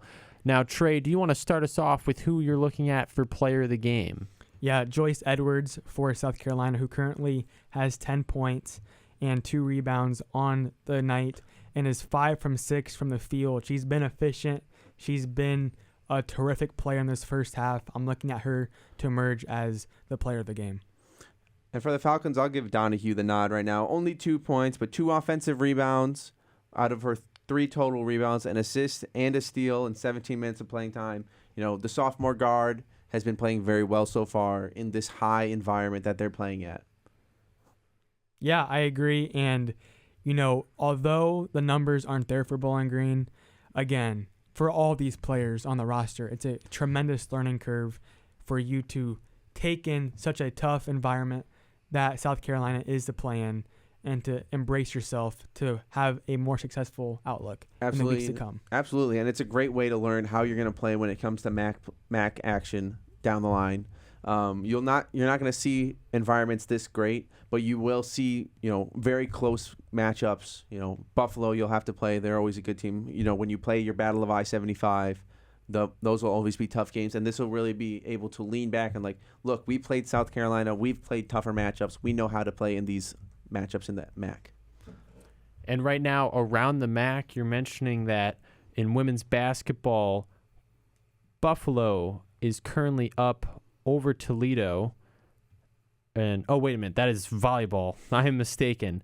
Women's basketball, Eastern Michigan is up over Kansas. That's men's basketball. Do you want me to get this? Yeah. I got it. Foster, you take it Robert away. Morris is still leading Akron 52-48. Kent State is trailing West Virginia 42-22. Miami of Ohio took down the Cedarville Yellow Jackets 88-49 today. And we're looking at NIU and Milwaukee tipping off at 8 p.m. tonight. So just a couple minutes here, and that game will tip off. And those are your women's basketball around the MAC. And now here, the second half preview. What do you guys expect heading into the second half between the Falcons and Gamecocks? Well, we basically talked about it already, how important it is for Bowling Green to just try to make a better effort getting those rebounds and not allowing South Carolina to have as many second chance opportunities using their size, although they've gotten blocked several times by South Carolina, using those pump fakes, those abilities to score at a good rate. Yeah, and we need to see them, pick up the defensive pressure as well. South Carolina's really getting whatever they want, and that's partially because they've been able to get out and run so much. But when you get down and get into defensive sets, you have a much better chance of getting stops and being able to slow down a high-powered South Carolina offense. And I'd like to see the Falcons do that a little more in the second half. Maybe even get to the paint more, draw contact. They've only had 4 foul shots total compared to South Carolina's 13, where they've gone 11 for 13. So they've also gotten points in that department. So just being physical at the point of attack and being very aggressive in transition. If they can muster some of those plays in that second half, a lot to be happy about. Yeah, absolutely. I like that idea. We're going to take a short break, and then we will be back for second half action with Lucas Kleinmeyer in South Carolina for Falcons versus Gamecocks women's basketball. The impact of a meal goes well beyond feeding our bodies, because feeling full can sound like this. How did the interview go? I did it! I got the job! I can't believe it! And like this. Mom, I got first place at the science fair with my volcano project. That's amazing, sweetie. Congratulations. Because when people are fed, futures are nourished, and everyone deserves to live a full life. Join the movement to end hunger at feedingamerica.org/act now. Brought to you by Feeding America and the Ad Council.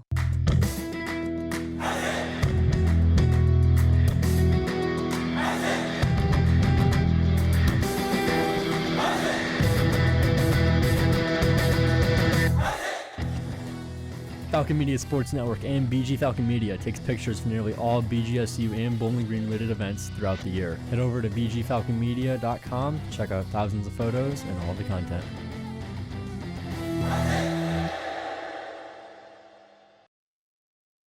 Check out bgfalconmedia.com for previews, recaps, photos, videos, and more of the Falcons.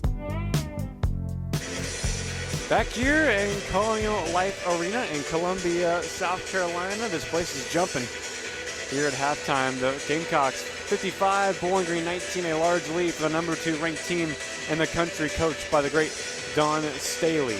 Welcome back into the broadcast. Lucas Kleinmeyer alongside with you. Well, they talked about it at halftime. Trey, Adam, and Foster, credit to you guys. Shooting big difference, 6 for 39 for Bowling Green, 21 for 37 for South Carolina. Rebounding battle, 34-15 in favor of the Gamecocks. Look at a couple of keys for Bowling Green in the second half. They got to take care of the ball and rebound better. South Carolina, they got to stay aggressive. And it's early in the season for them as well, too. They haven't forgotten what happened this last season, losing in the national championship game to UConn. They want to get back to that big dance. They want another championship. Don Staley wants another national title. It's the only second game of the year. Using these games as warm-ups for them to get back to the big dance.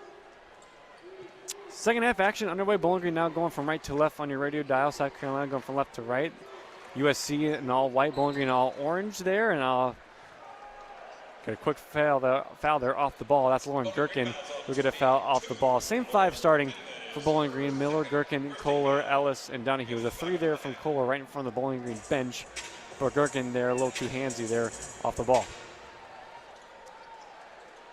So the Gamecocks to start.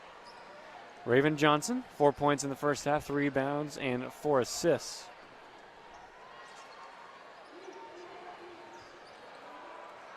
Here's Edwards. Edwards drives baseline, fakes it, pumps it over. He gets it into Ellis, and that one just a bit short there. Again, gets her on rebound again. Not once, not twice, but the third effort is good. Here's Miller. Miller hands it off. Gherkin thought about a 3. Gives it out to Donahue. Now Donahue drives inside. Donahue works her way, puts her shoulder into Latson, and a shot no good. She is fouled.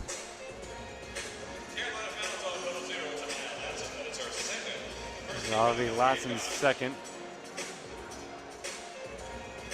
And that will be a free throw trip here coming up here for Nay Donahue. 2 points for her just in that first half. 1 for 6, 3 rebounds as well. 3 turnovers. Sophomore guard from Fort Wayne, Indiana. First one just off the mark.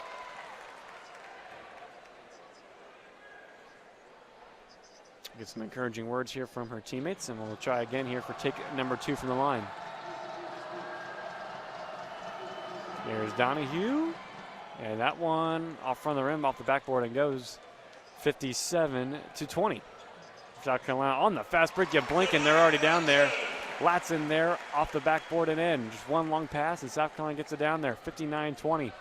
Here's Kohler. Kohler tries a shot of her own. That was almost identical with what Latson just did there, this time on the right side. Kohler gets it up and in, 59-22. 8:50 left to play here in the third. That's McKeer there working on Ellis. The 2 number 11s going at it. They'll get another foul. That's going to be on Lauren Gherkin. That's going to be her 3rd foul. And her 2nd early in this 3rd quarter. They'll take her out. Boyan Fitzpatrick will come in.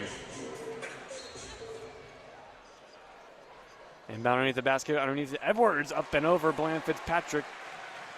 Got an assist there from the glass. 61-22 is the score now. 8:35 left. Kohler drives away to the right, hands it off here to Bland Fitzpatrick. Fitzpatrick. Here's Miller. Miller, a couple step overs, moves, hands it off. Ellis. Ellis pump fakes, rejected there from McKeer.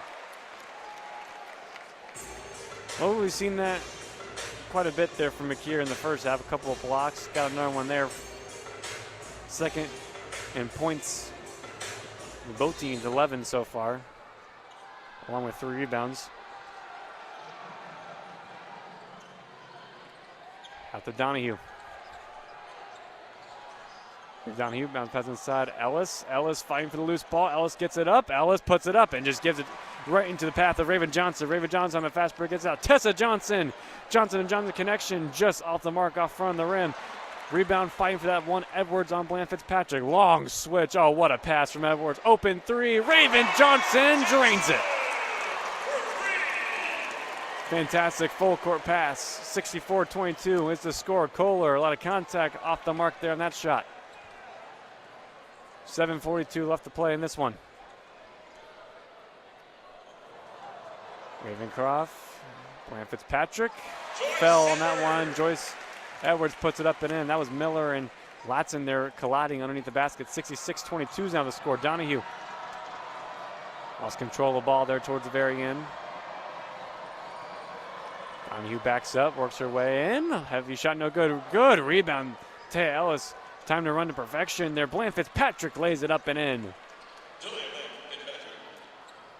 Big point there for Bland Fitzpatrick. 66-24 is now the score. Back in the other way, and Edwards again finishes at the rim. Points in the paint have been killing it for South Carolina this game.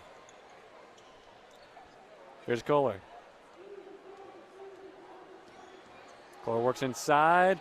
A lot of contact. 3 South Carolina players on her. Outside a wide open Donahue for 3. In and out. Bland Fitzpatrick fighting for the rebound, covered up. There from Tessa Johnson. Johnson, the fast break, gets up to Edwards. Her shot a little bit short. She is fouled.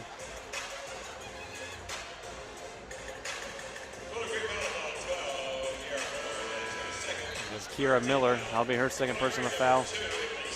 Cecil will come in. Miller will come out. Edwards will go to the free throw line. Team high is 16 points, 8 for 9 from the floor, 4 rebounds and 2 assists so far on this one. Now one up and just off to the left.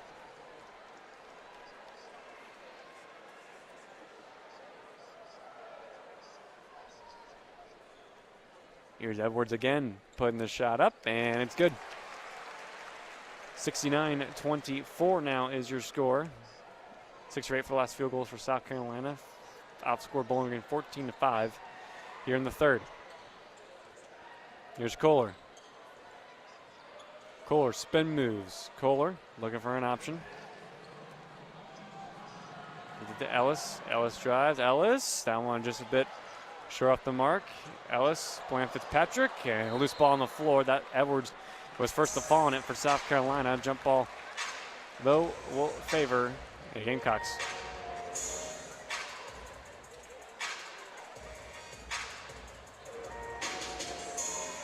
The Edwards inbound this one for USC.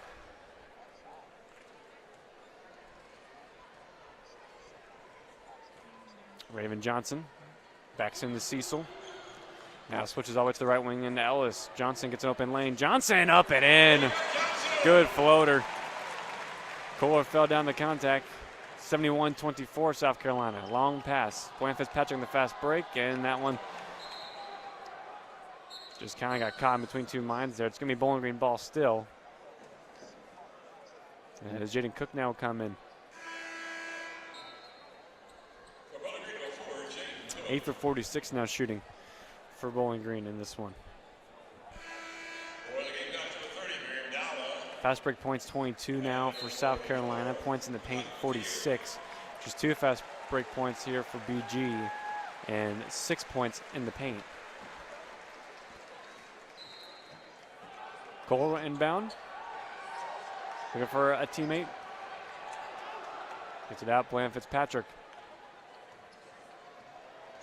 Hands it back out, Kohler. Thought about a three, guarded by Tessa Johnson. And they'll set the play. 5:35 left here in the third quarter. 71-24. South Carolina. Kohler now works away all the way to the right wing, then moving inside to the right elbow. Gets out Cecil. Cecil gets it off just in time. Loose ball on the floor. Cecil covers it up. Cook sliding the floor to get there. Shot clock's going to run out. And now it does. Couldn't get their stuff up in time there, so empty possession there for BG.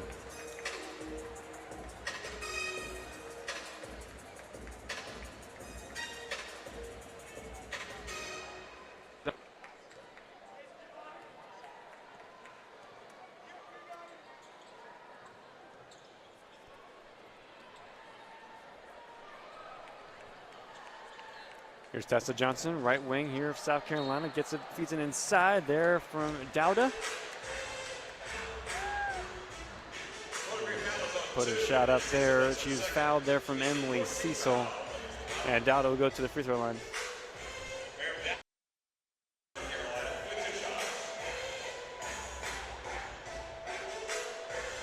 A couple attempts from the line coming up here from Dowda. First one is up, rolls around and falls.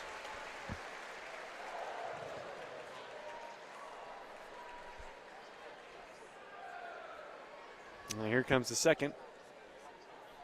This one is up and it's good. 73-24 now is your score.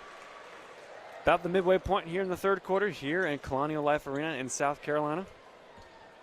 Here's Kohler. Hands it off to Donahue. Donahue talks to the key and works away. Bland Fitzpatrick. Moving aside with the left, looks for an option. One Kohler to cut back door, handed off to Donahue, and that one's ripped away from her hands from McKeer. McKeer in the fast break inside Latson. Latson guard by Bland Fitzpatrick, a little too strong, and there Jenny Cook grabs the defensive rebound. Long pass here, Donahue. And here's Donahue. Hands it off here, Cecil. Cecil. Bland Fitzpatrick bounce pass. Cook there, in and out there. Nice look there for Bowling Green, just couldn't finish. And tucked up there for McKeer. And that's going to be the media timeout here. 4:30 left to play in the third quarter. 73-24. South Carolina is your score. This timeout is once again sponsored by Juniper Brewing Company, located 145 downtown Main Street in downtown Bowling Green, featuring coffee, craft beer, serving breakfast, lunch, and dinner. See the latest menu at juniperbrew.com. We'll take it with them. You're listening to BGSU Women's Basketball here on Falcon Radio. This message is for Karina, our mom who finished her high school diploma at age 28. Hi, Mom. It's Emmettith and Nicholas. Congratulations on getting your diploma. You worked so hard and have taught us so much. We love you. When you graduate, they graduate. Finish your high school diploma for you and for them. Visit finishyourdiploma.org to find free and supportive adult education centers near you. Brought to you by the Dollar General Literacy Foundation and the Ad Council.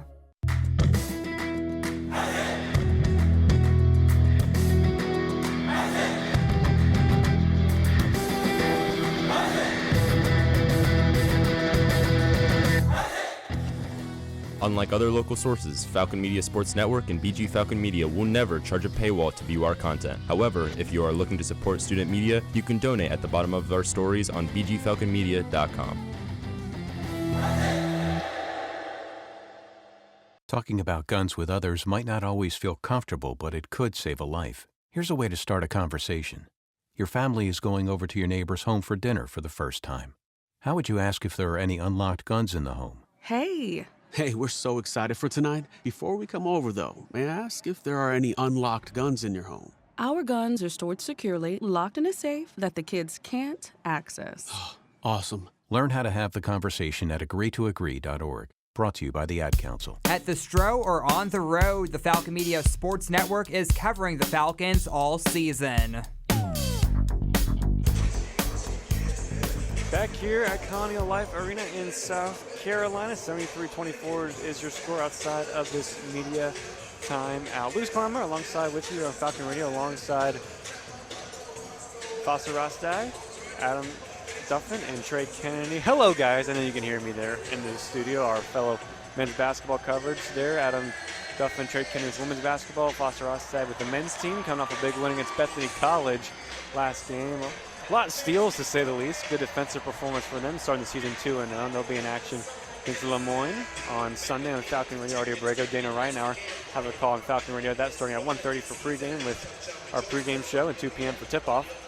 Zig Zone show this Sunday as well, 4 to 6 p.m. on WBGU. A whole lot to talk about. Men's soccer missing the MVC Valley tournament after being the second favored team to finish in the conference in the preseason. They miss out the tournament. The 6 of the 8 teams get into the big dance. Shocking season, to say the least, for them. Volleyball was swept today. Talk about them. Football in action against Eastern Michigan. Talk about all the drama that happened earlier this week with the players. Travis Partridge being released. There, a lot to do here. Now women's basketball in action. Back in play, here's Cecil. Out to Donahue, moves inside. Donahue drives and just a little bit short.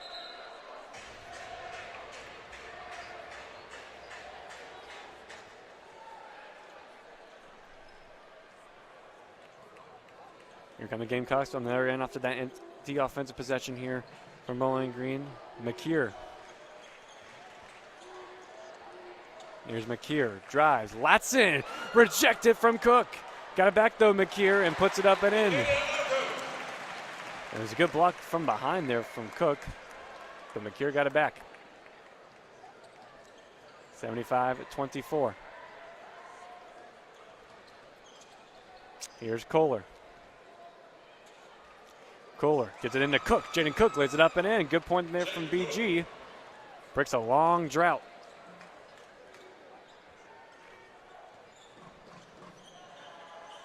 Here's Tessa Johnson. Got some open lane. Johnson drives. Mid-range jumper is good. 77-26 now is your score. 3:20 left in the third. Now here comes Bland Fitzpatrick down the left side on the other way. Mid-range jumper for Bland Fitzpatrick. Got a couple of assists there from around the rim. But got the shot to fall.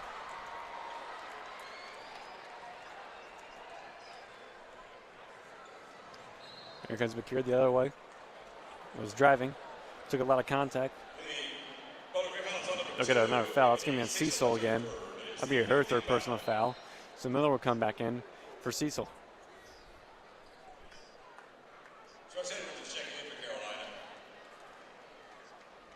A couple changes for Staley. And the Gamecocks coming in.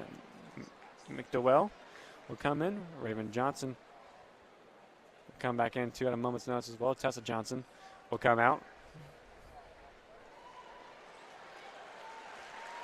About 3:05 left here in this one as Tessa Johnson gets a round of applause heading to the bench. Here's McKeer's first one. The ricochet is in and out.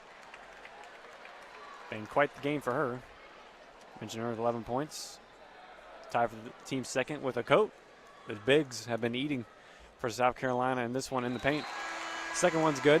Making now 12 points for her, second on the team, 78-20. It is now a 50-point lead here for the Gamecocks.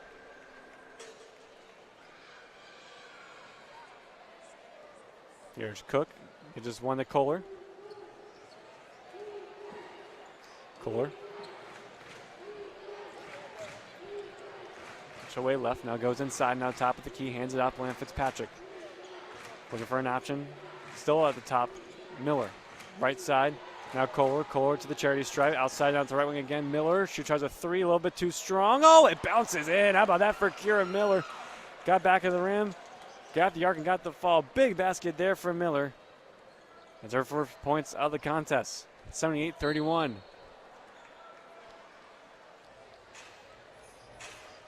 Okay, another foul. And it'll be on Miller on the other end. Halftime score update for Bowling Green women's soccer. 0-0 at halftime with the Western Michigan Broncos. As you got another foul into the bonus now for South Carolina. They'll go to the free throw line. Tessa, it's going to be Raven Johnson. First one is up and good. Make it 79-31.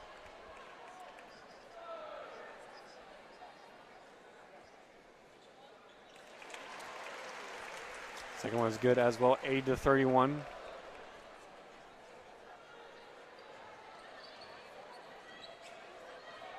Here's Miller.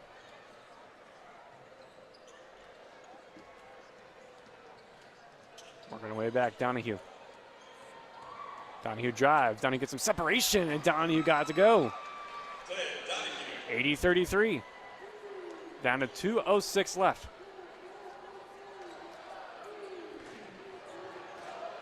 Donahue, that's Latson mid-range jumper. They're going back off her back foot. Rolled around the rim, couldn't fall. They said it was last touch off of Edwards. It's going to be BG ball. Under 2 minutes left in the third. 80-33 is your score for South Carolina.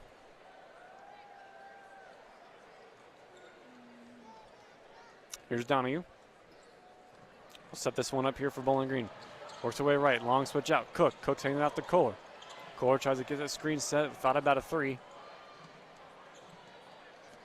Kohler moves inside, drives Kohler, floats it with the left. Kohler got to go. Paige Kohler now 7 points, along with 4 assists. Feet inside, that drive there, Cook there working underneath. There was Dada. Dada was able to turn around Cook and got the fall. Here's Kohler. Goes to the right wing, 82-35 is your score. Down to a minute 12 left in the third quarter. Kohler is calling Cook to set a screen. A lot of contact there from McDowell. Cook got the screen. Kohler got the separation. That shot there just a bit too short. And it hit off to the side of the backboard. Dowda will set this offensive play here for South Carolina. Under 50 seconds left to play here. Nice pass. Gotten some separation from Donahue. Latson ran around the back shoulder. 84-35 now. Latson now double figures with 11 points. 37 seconds left here in this one. Miller out to Kohler. Now Donahue. Donahue drives. Donahue puts it up and rolls around and couldn't get that one to fall. Unlucky there from Ney. On the fast break, here's Latson. Latson looks, gets it out. Edwards pump fakes, gets it back to Latson, who somehow kept that ball in play. And Edwards off glass and gets it to fall. How about that connection there from Latson and Edwards? 86-35, down to 7 seconds. Miller puts up a three. Miller off the mark and is a bit short. Dwayne Fitzpatrick couldn't put the shot before the shot clock expired. That's how this third quarter will come to a close. 86-35 is your score. One more quarter of action coming up here in Colonial Life Arena, South Carolina. You're listening to BGSU Women's Basketball right here on Falcon Radio.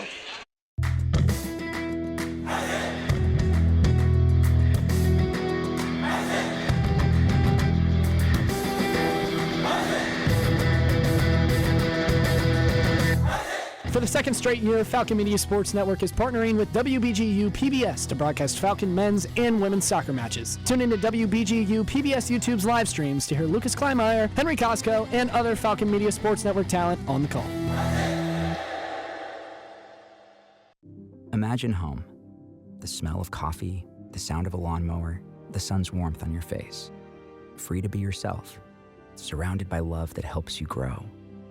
This is a place to call home. That's an American dream we all deserve. But in 50% of U.S. states, you could legally be denied housing if you are LGBTQ+. Get the facts and hear real stories at lovehasnolabels.com. Brought to you by Love Has No Labels and the Ad Council.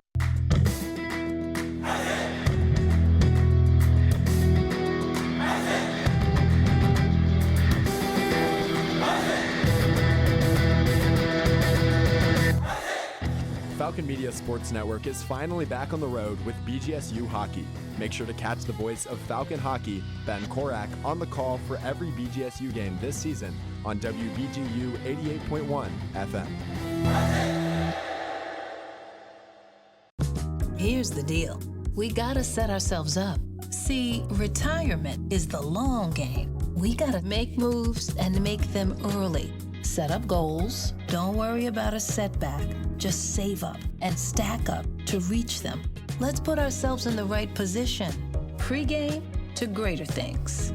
Start building your retirement plan at thisispretirement.org. Brought to you by AARP and the Ad Council. Check out more Falcon athletic coverage online at bgfalconmedia.com. Well, it might be a blowout here in South Carolina, but this place is still jumping. Start the fourth quarter here at Colonial Life Arena, 86-35. South Carolina is your score. Welcome back inside the broadcasting booth. Lucas Kleinmeyer alongside with you, joined by Adam Duff and Foster Rothside, Trey Kennedy in the studio at the Cooling Center. We will have a post-game show still here. They will recap what happened here for Bowling Green, who are on their way to probably their first loss of the season. We'll also be joined by assistant coach Maggie Lucas post-game, and also our BG Falcon Media Food and Drink Guide player of the game as well. Falcons back onto the floor. You have Miller, Bland Fitzpatrick, Ellis, Donahue, and Kohler going back out. For South Carolina, they pretty much played everybody. You have Tak, who's back on the floor for South Carolina. You have Ali McDowell. Raven Johnson still out there as well. Manager Joyce Edwards and along Tessa Johnson. Here is Edwards off the inbound pass, working on Bland Fitzpatrick. Mid-range jumper there is up and good, 88-35 to start this fourth quarter. Bowling Green was outscored 31-16 in that third, but that was the most productive offensive core they've had with 16 points. Here comes LCO in the offensive court, gets it out to Kohler. Kohler works baseline, hands it out Donahue. Mid-range jumper, now get it out to Kohler. She'll try three, a little bit too strong there over the hoop. Gets out Bland Fitzpatrick, got it to go. 8 points for her.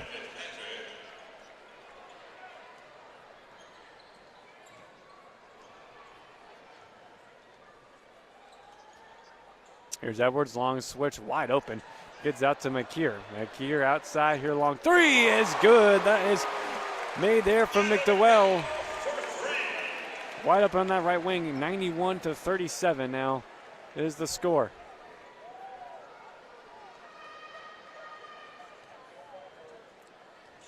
Here's Miller.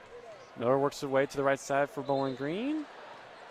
And from behind there, tracking her was Tak. But Miller there just ran out of bounds. It's been quite the growing game there for Kira Miller. That basket, though, for Bland Fitzpatrick is the first Falcon to get double figures. There are 10 points for her. Long three again here coming up for the Gamecocks. That's Tessa Johnson. Lowest short gets it out to Tak. Tak inside to Edwards, working on Donahue and four other Falcons, but gets the pass off. Tessa Johnson stolen away there from Donahue. First steal there of the game there for Donahue. Gets it out here to Kohler. Here's Donahue. Shamil calling the play. Donahue again, pump fakes on Tak. Donahue got the fall. How about the patience there from Nate Donahue? That's going to be 7 points now for Donahue. 91-39 is your score. Under 8 minutes left to play here in the fourth. Chris Edwards, wide open three is Tessa Johnson. Nothing but net there on that one, 94-39. 7:45 left to play here. Miller. Out to Bland Fitzpatrick, top of the key. Donahue switching out all the way to the left here. Kohler. Kohler works her one way, now goes to the other. Kohler guarded heavily there from Tessa Johnson. Wants an option. Out to Miller. She'll lock and loaded three. Kira Miller drains it. Second three there from the freshman. A long switch on the other end is good from Tak. Fast break points have been the key for South Carolina in this game. 96-42 is the score. Here's Miller trying to go up and over. Oh, just couldn't get that one to fall. It's quite the move there. And will be South Carolina ball. Gherkin will come in. Ellis will come out.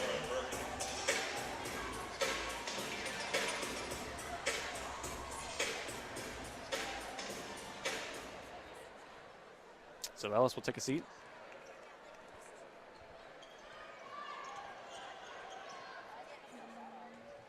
Raven Johnson. Tessa Johnson now gets it back to Raven. Joyce Edwards, Charity Stripe, working on Donahue and Gherkin. Try to put her shot there. Donahue got the last touch of the ball. They'll still remain USC possession. 14 on the shot clock with 6:52 left in the fourth. 96-42. Inbound this one. That one is good. They got it inside the tack on Gherkin. And it's going to be now 98-42 for South Carolina.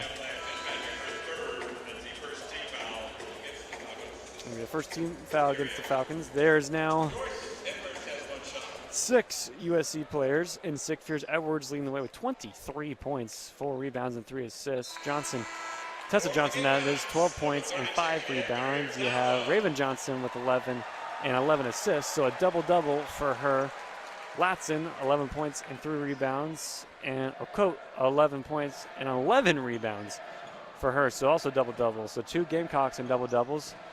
3-point play is good there, 99-42 Gamecocks. Here's Gherkin. Gherkin now has that one stolen away. That time, once again, there from Dowda. Tessa Johnson driving inside, playing Fitzpatrick. Jumper is good. 14 points for her, 101 points now for South Carolina, 42 for Bowling Green. 6:21 left to play here in the fourth.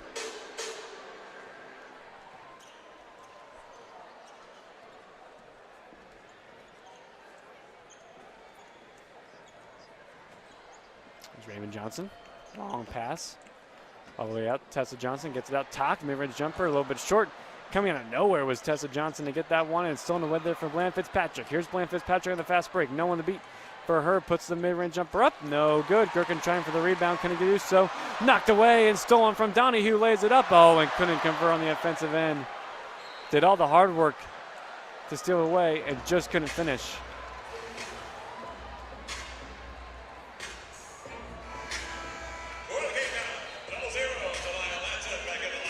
So Watson will come back in. Raven Johnson will come out. Those still remain BG ball. 20 on the shot clock. 5:50 left. Timeout will be taken here for Bowling Green. This timeout is sponsored by Juniper Brewing Company. You can see the latest menu at juniperbrew.com. We'll take it with them. Timeout on the floor. Bowling Green down 101-42 is your score on Falcon Radio.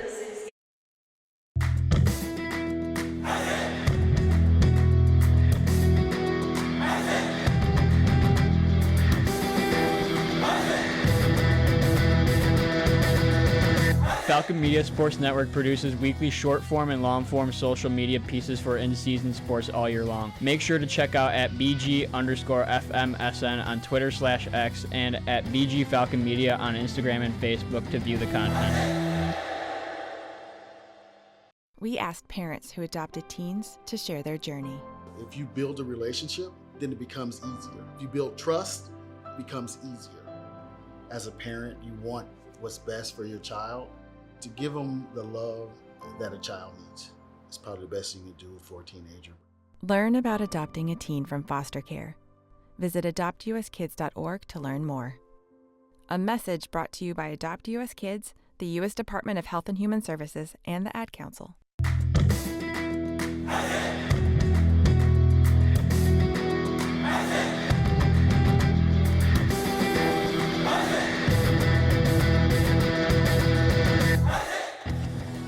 Unlike other local sources, Falcon Media Sports Network and BG Falcon Media will never charge a paywall to view our content. However, if you are looking to support student media, you can donate at the bottom of our stories on bgfalconmedia.com. Join the Zig Zone Sundays from 4 to 6 p.m. on WBGU 88.1 FM. Back here in South Carolina, 101-42. Gamecocks is your score. You're on the Falcon Radio. Lucas Clamar alongside with you. We are under 6 minutes left here in the fourth and final quarter for Bowling Green, who will suffer their first loss of the year. But do not go anywhere. We will have post-game show with Adam Duffin, Trey Candy, Foster Ross. They'll wrap it up. I will be joined by assistant coach Maggie Lucas and our BG Falcon Media Food and Drink Guide player of the game as well. Bland Fitzpatrick, Paige Kohler among the candidates. Donahue as well. Bland Fitzpatrick, the only player with double figures in points for BG. There, as we mentioned before we left off the break, there's 6 Gamecocks in the double figures. For a team that has shot 62% from the floor this game, 39 for 63, 16 for 64. On the floor for Bowling Green, that's just 25%. 5 for 20 though from threes. And you look at the total rebounding category, South Carolina's doubled them in that with a height difference, 48 to 24. 32 defensive rebounding to just 8 for BG. They've split offensive rebounds. Second chance points, 20 for South Carolina, just 4 for BG.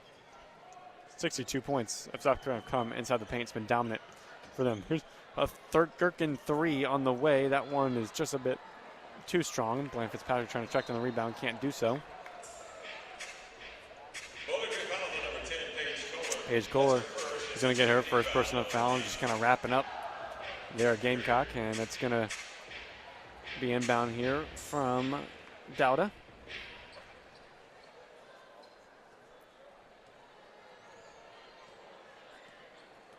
So doing this one up is Tessa Johnson. Feeds it inside Tuck. Tuck puts it up and gets it to fall. 103-42. South Carolina down to 5:20 left here. Miller. Miller drives outside Kohler. Kohler in the corner. Here's Kohler again. Spins around.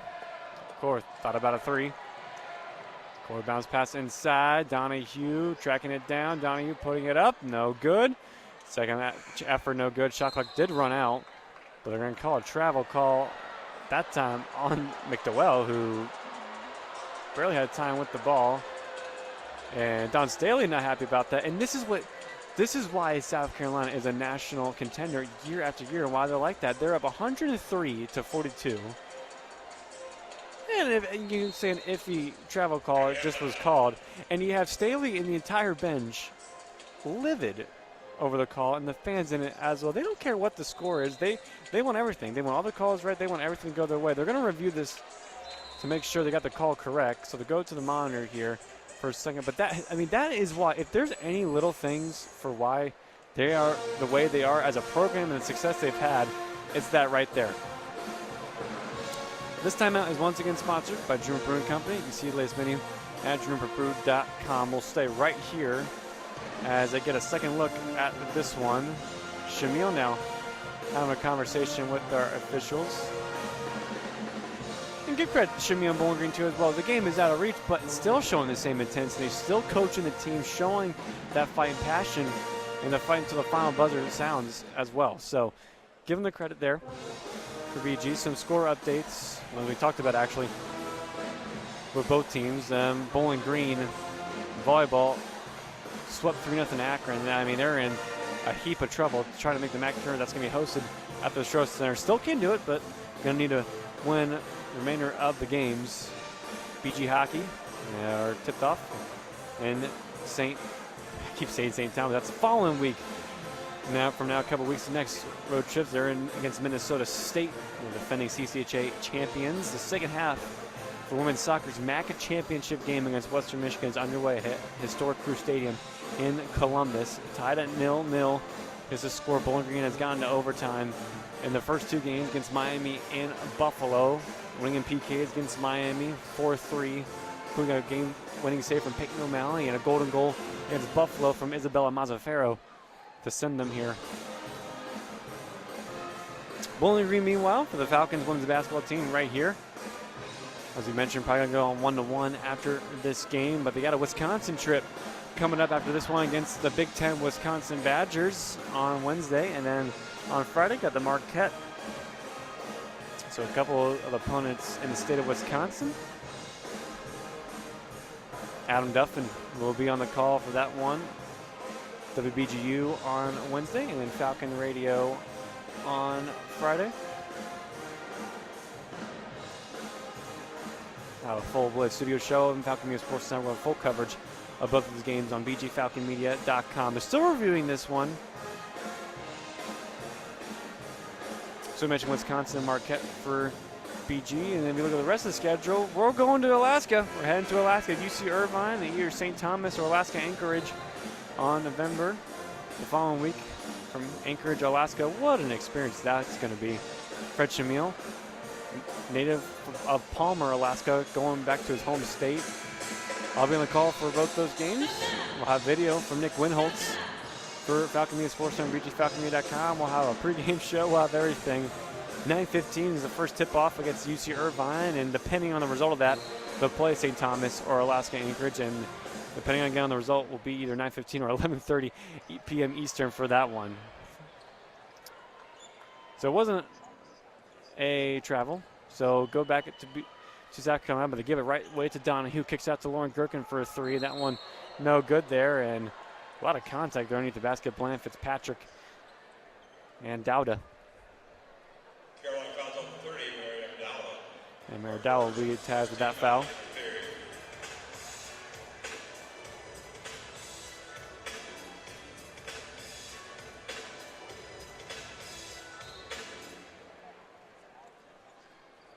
Here's Kohler, inbound to Miller.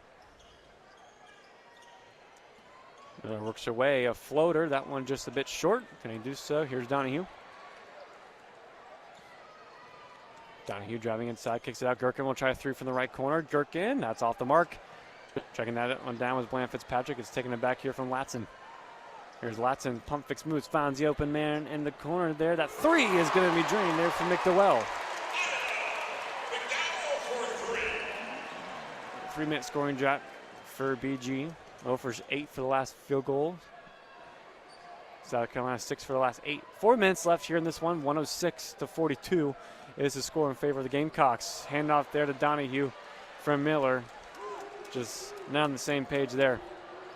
Turnover. Latson drives the other way. Donahue will be called for the foul. Oh, excuse me. Actually, they're going to get Paige Kohler for the second.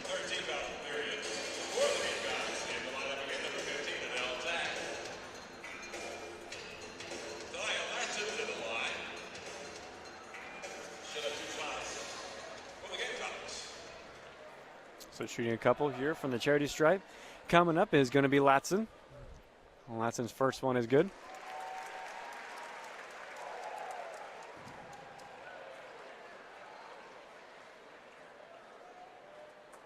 Latson will try again.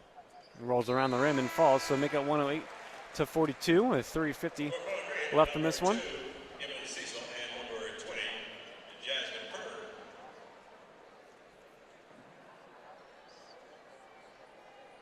See a lot of Falcon faithful have traveled here in Colina Life Arena. A lot of orange spread around the arena. Van Wright, one of the few, made the trip all the way to South Carolina for this big one. Kohler out to Fern. She'll try a three, just a bit short. So it'll go down as an air ball. Still 108-42. South Carolina, 3:37 left in the fourth. Here come the Gamecocks. And that one rejected the rim there from Kohler. And they'll say she got a little too much of the hand.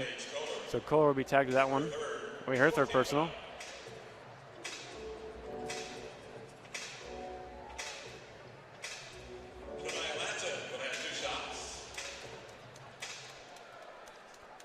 Latson will have 2 shots now. And the first one's good.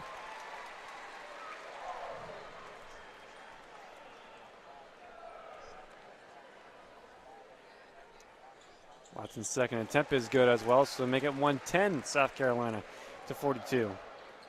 And if you're counting here from the free throw line, they are now, if it is updated, which it has now, 22 for 26 from the charity stripe for South Carolina. It's been quite the night from the charity stripe.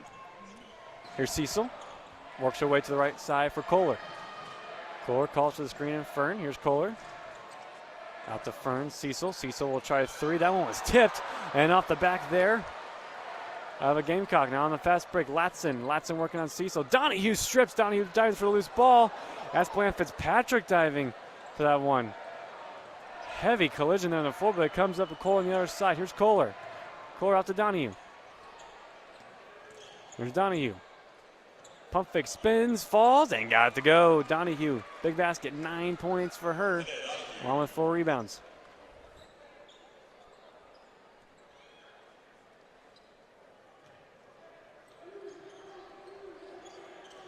Ball back in play. Here's Tessa Johnson, gained by Donahue and Kohler. Loose ball on the ground. Cecil Harrison dives forward, and this one's going to roll all the way to the back. And it's going to be scooped up. Fern is guarding McDowell, and they'll get Jasmine Ferd from the foul. It'll be her first personal foul. And they're going to get a first-time Falcon. Only Falcon hasn't seen minutes on the floor this game. Sophia Moskane will come in here in a moment. She's going to check in for Fern. Cole will check out as well. Harrison will check in. Moxie is going to come in as well.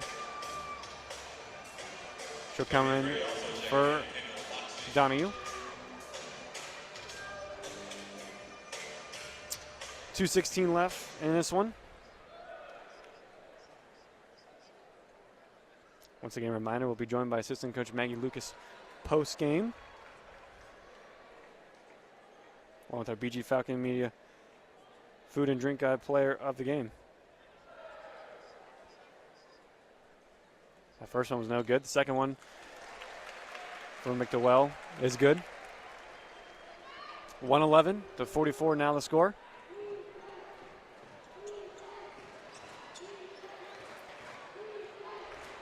Here's Cecil. Moskane. Got it! Sophia Moskane, a deep three for her, gets minutes. Hits a big three, 111-47. Big three there for the Brazilian native. Here comes the Gamecocks back the other way. Trying to lay this one up to McDowell. Loose ball on the floor. Jump ball will favor the Bowling Green.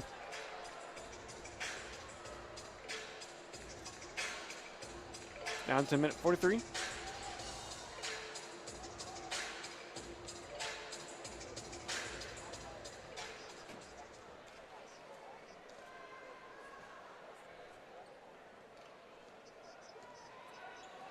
Here's Cecil. Cecil drives, slips, gets it out, turns around. Moskane. Harrison. Cecil. Here's United Bland Fitzpatrick, and that shot is rejected. Got that one off, and turnover, and it's going to go the other way here for South Carolina.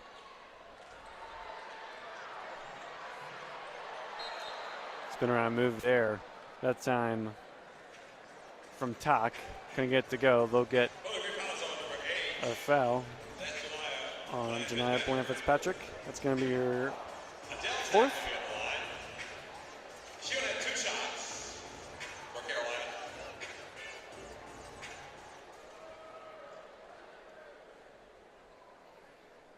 First one takes a bounce, and it won't go from Tak. Just 2 points this game, 2 rebounds and an assist for her. Could make it 3 points, and she does. 112-47.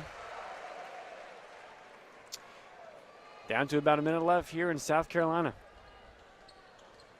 1 minute. Looking for Moxie there.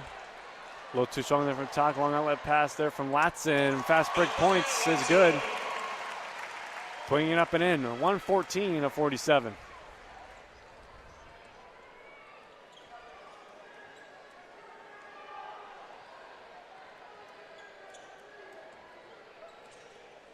Come the Bowling Green Falcons. 38 seconds left here in this one. Looking to end this one here on a positive note. Reminder, we'll be joined by assistant coach Maggie Lucas post-game, along with our BG Falcon food and drink guide player of the game, Janiyah Bland Fitzpatrick.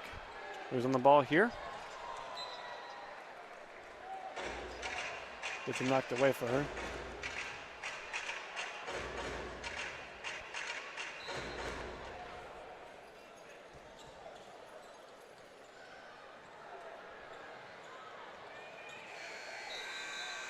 Yeah, shot clock violation there. Bowling Green. They wanted to reset it. It didn't reset. So regardless, it'll go over. 22.5 seconds left. South Carolina probably going to dribble this one out. So a return to South Carolina for Fred Schmiel. Not what he have wanted it, but it's what the experience that matters. What positives can you take away from this game? They'll dribble this one out. Final score here from Cuneo Life Arena in Columbia, South Carolina. 114-47 is your score. Number 2 ranked South Carolina Gamecocks get it done over your Bowling Green Falcons as Fred Schmiel, Don Staley exchange. And go through the handshake line there, and that's going to do it. We're going to take a quick step aside. I'll throw it over to the Cooling Center where Adam Duff and Trey Kennedy and Foster Rice will be standing by. When we come back, I'll be joined by assistant coach Maggie Lucas here for postgame. The more you listen to your kids, the closer you'll be. So we asked kids, what do you want your parents to hear? I feel sometimes that I'm not listened to. I would just want you to listen to me more often and evaluate situations with me and lead me towards success. Listening is a form of love. Find resources to help you support your kids and their emotional well-being at sounditouttogether.org. That's sounditouttogether.org. Brought to you by the Ad Council and Pivotal.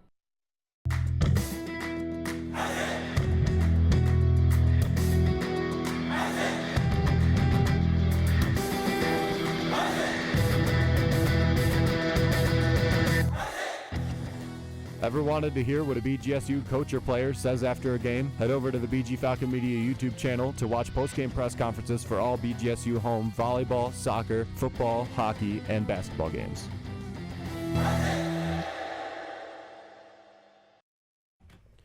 Welcome to the Falcon Media Sports Network post-game show on Falcon Radio for women's basketball. I'm Adam Duffin, joined alongside by Trey Kennedy and Foster Rostai as the Bowling Green Falcons lose 114-47 to South Carolina. Trey, you want to go through a little recap of the game?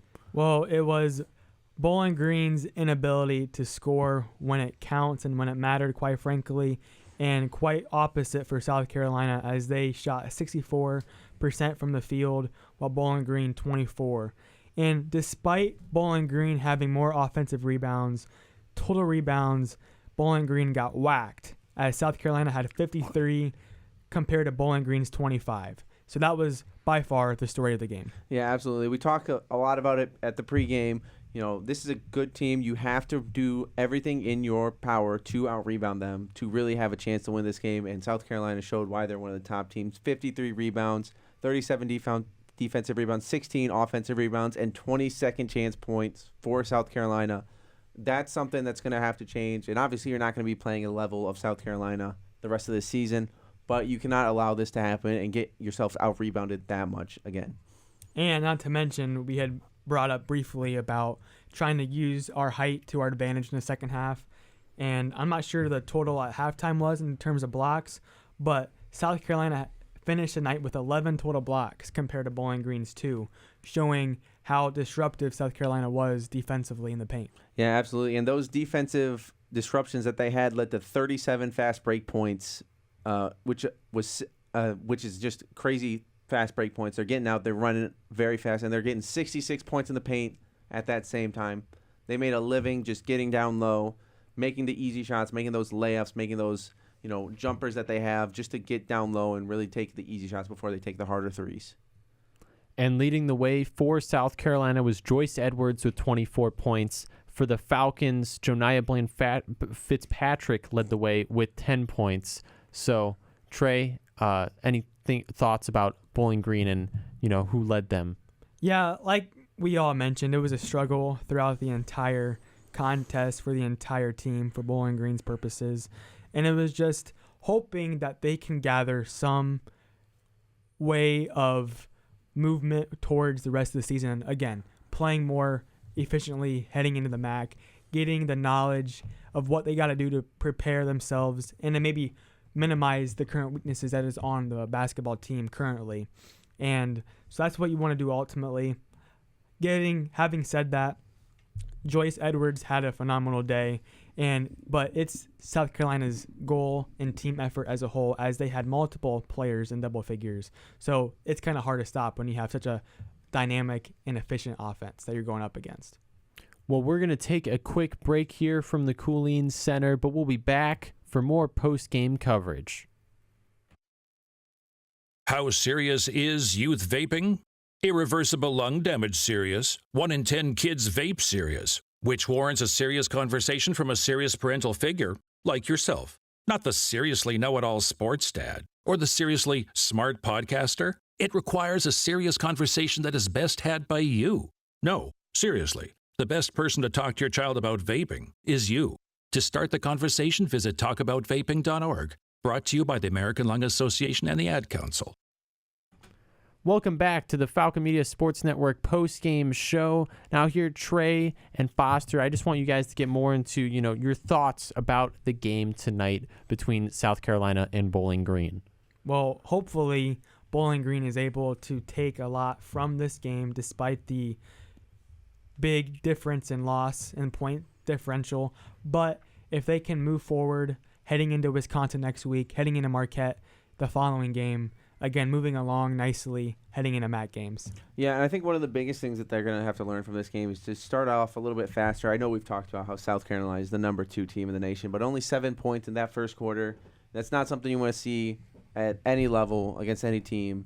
To not score into the double digits, that's a really rough way to start the game. And that's back-to-back games now against Louisiana in the first game in the season opener, and then again against South Carolina. So that is definitely something the head coach, Fred Shamil, needs to ingrain in this team to get better at.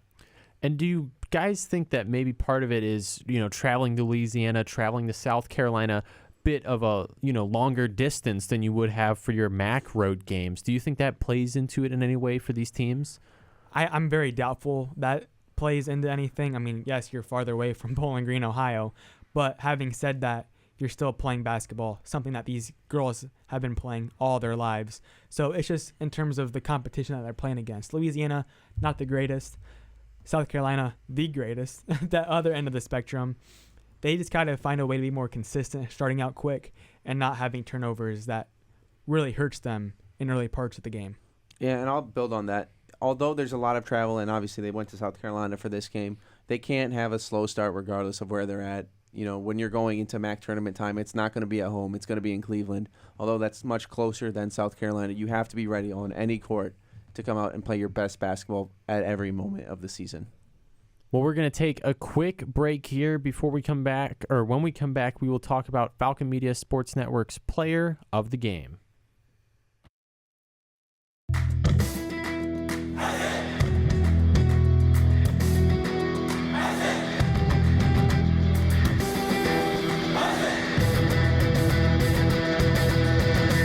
This is Phil Beskid, BGSU Radio Faculty Advisor. You can catch all the Falcon Media Sports Network broadcasts on our 2 stations, WBGU 88.1 FM and Falcon Radio, which can both be found on bgfalconmedia.com. Ziggy.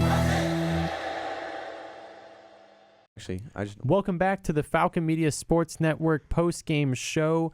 And today's Falcon Media Sports Network player of the game was Joniah Bland-Fitzpatrick. Trey and Foster, you guys want to take it away and talk about what you thought of her performance today? Yeah, off of 27 minutes, led Bowling Green with 10 points.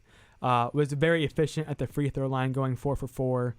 Also having 2 rebounds on the night, but really being probably the most efficient in terms of volume on the night, in terms of shots that she's putting up. So ultimately, you got to go with her. Yeah, the leading scorer, the only scorer in double figures for the Falcons. Had a steal, had 2 total rebounds, both of them being offensive. So that's getting into the right step. Being aggressive on the offensive boards is something you like to see, and just getting ingrained into a new team. Obviously, she transferred in here this season from Seton Hall. So having her kind of playing this level and having her, get ingrained with this team, playing against the number 2 team in the nation is just a great way to really figure out how you're going to play with the team.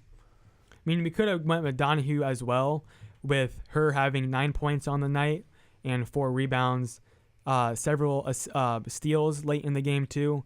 But as a whole, by and large, I think Bland-Fitzpatrick is deserving of this honor. And we're going to take a quick break here. When we come back, we'll be having Lucas Kleinmeyer talk to assistant coach Maggie Lucas. You wanted to be cool, which led you to smoking, which led to a pack a day. Then you met that special someone, which led to starting a life with them, which led to wanting to live longer, which led to quitting. Then you heard you may be at risk for lung cancer, which led you to getting a low-dose CT scan. If you smoked, get scanned. Talk to your doctor and learn more at savedbythescan.org. Brought to you by the American Lung Association and the Ad Council.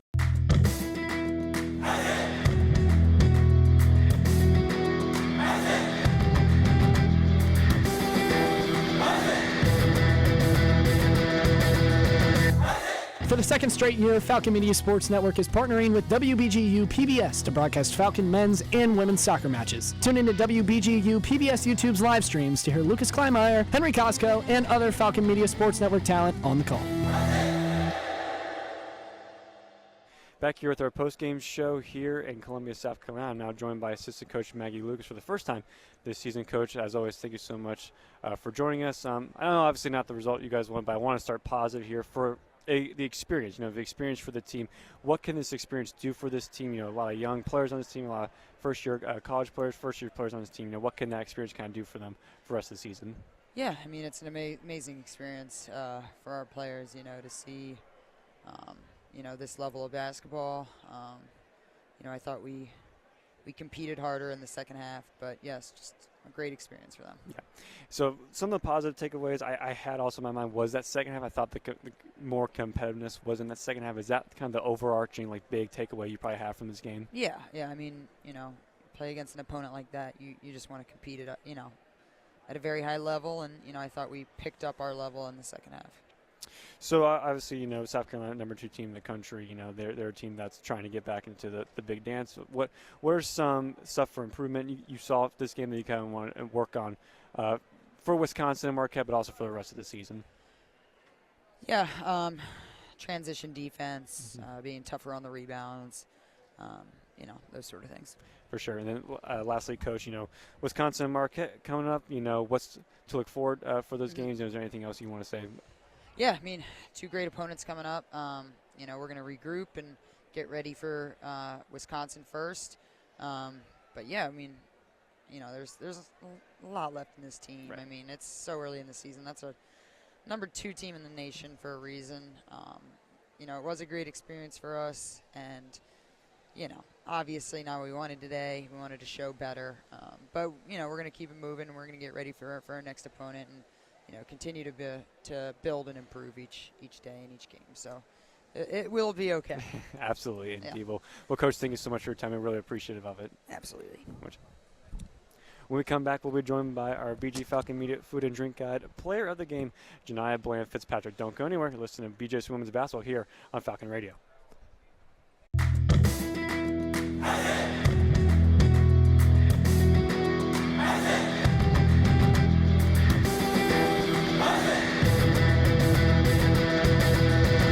Falcon Media Sports Network produces weekly short-form and long-form social media pieces for in-season sports all year long. Make sure to check out at BG_FMSN on Twitter/X and at BG Falcon Media on Instagram and Facebook to view the content.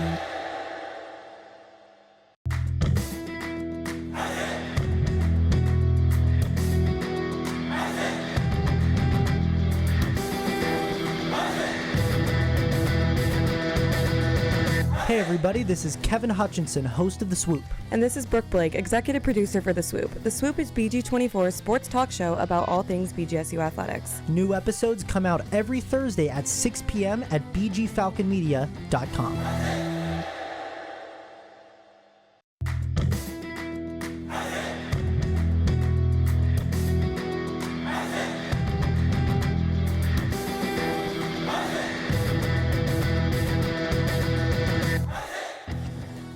Are you a fan of BG Falcon Media and the Falcon Media Sports Network? You can show your support for BGSU student media by donating at the bottom of the page of stories on bgfalconmedia.com.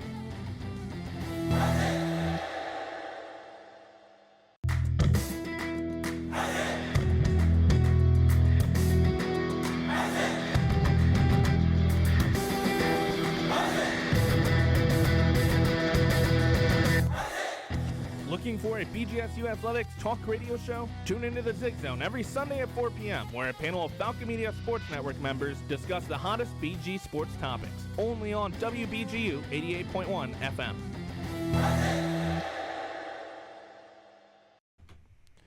We are back here in the Cooling Center for the Falcon Media Sports Network post-game show. Foster, you have some around the MAC updates for us for women's basketball. Take it away. Yes, Northern Illinois is down at halftime 25-36 to Milwaukee. Akron has lost to Robert Morris 61-70. Kent State and West Virginia ended 88-47 with West Virginia winning. And Miami, as we've talked about a little bit, 88-49 over Cedarville. And I'll touch on the women's soccer game that's going on right now. Western Michigan leads with 20 minutes left to play in the second, 1-0. So the Falcons just a little behind. They still have plenty of time to come back. And also, in BG Athletics. Men's hockey is facing off against Minnesota State. Minnesota State currently leads 3-2 in the early parts of the second period. So that is also going on within BG Athletics. Trey, you have some updates on women's basketball games that are outside of the MAC for us? Yes, number 4 ranked Texas is leading number 24 Richmond 35-24 at halftime. That is a game to keep an eye on tonight.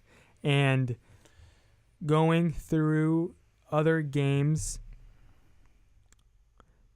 Tennessee defeated their game tonight as well. Well, that will do it all for here in the Cooling Center for the Falcon Media Sports Network post-game show. Thank you to Trey Kennedy and Foster Rostai being in the studio with me today. Lucas Kleinmeyer was on the game for the call and did a great job. And I'm Adam Duffin. Have a great night, Falcon fans.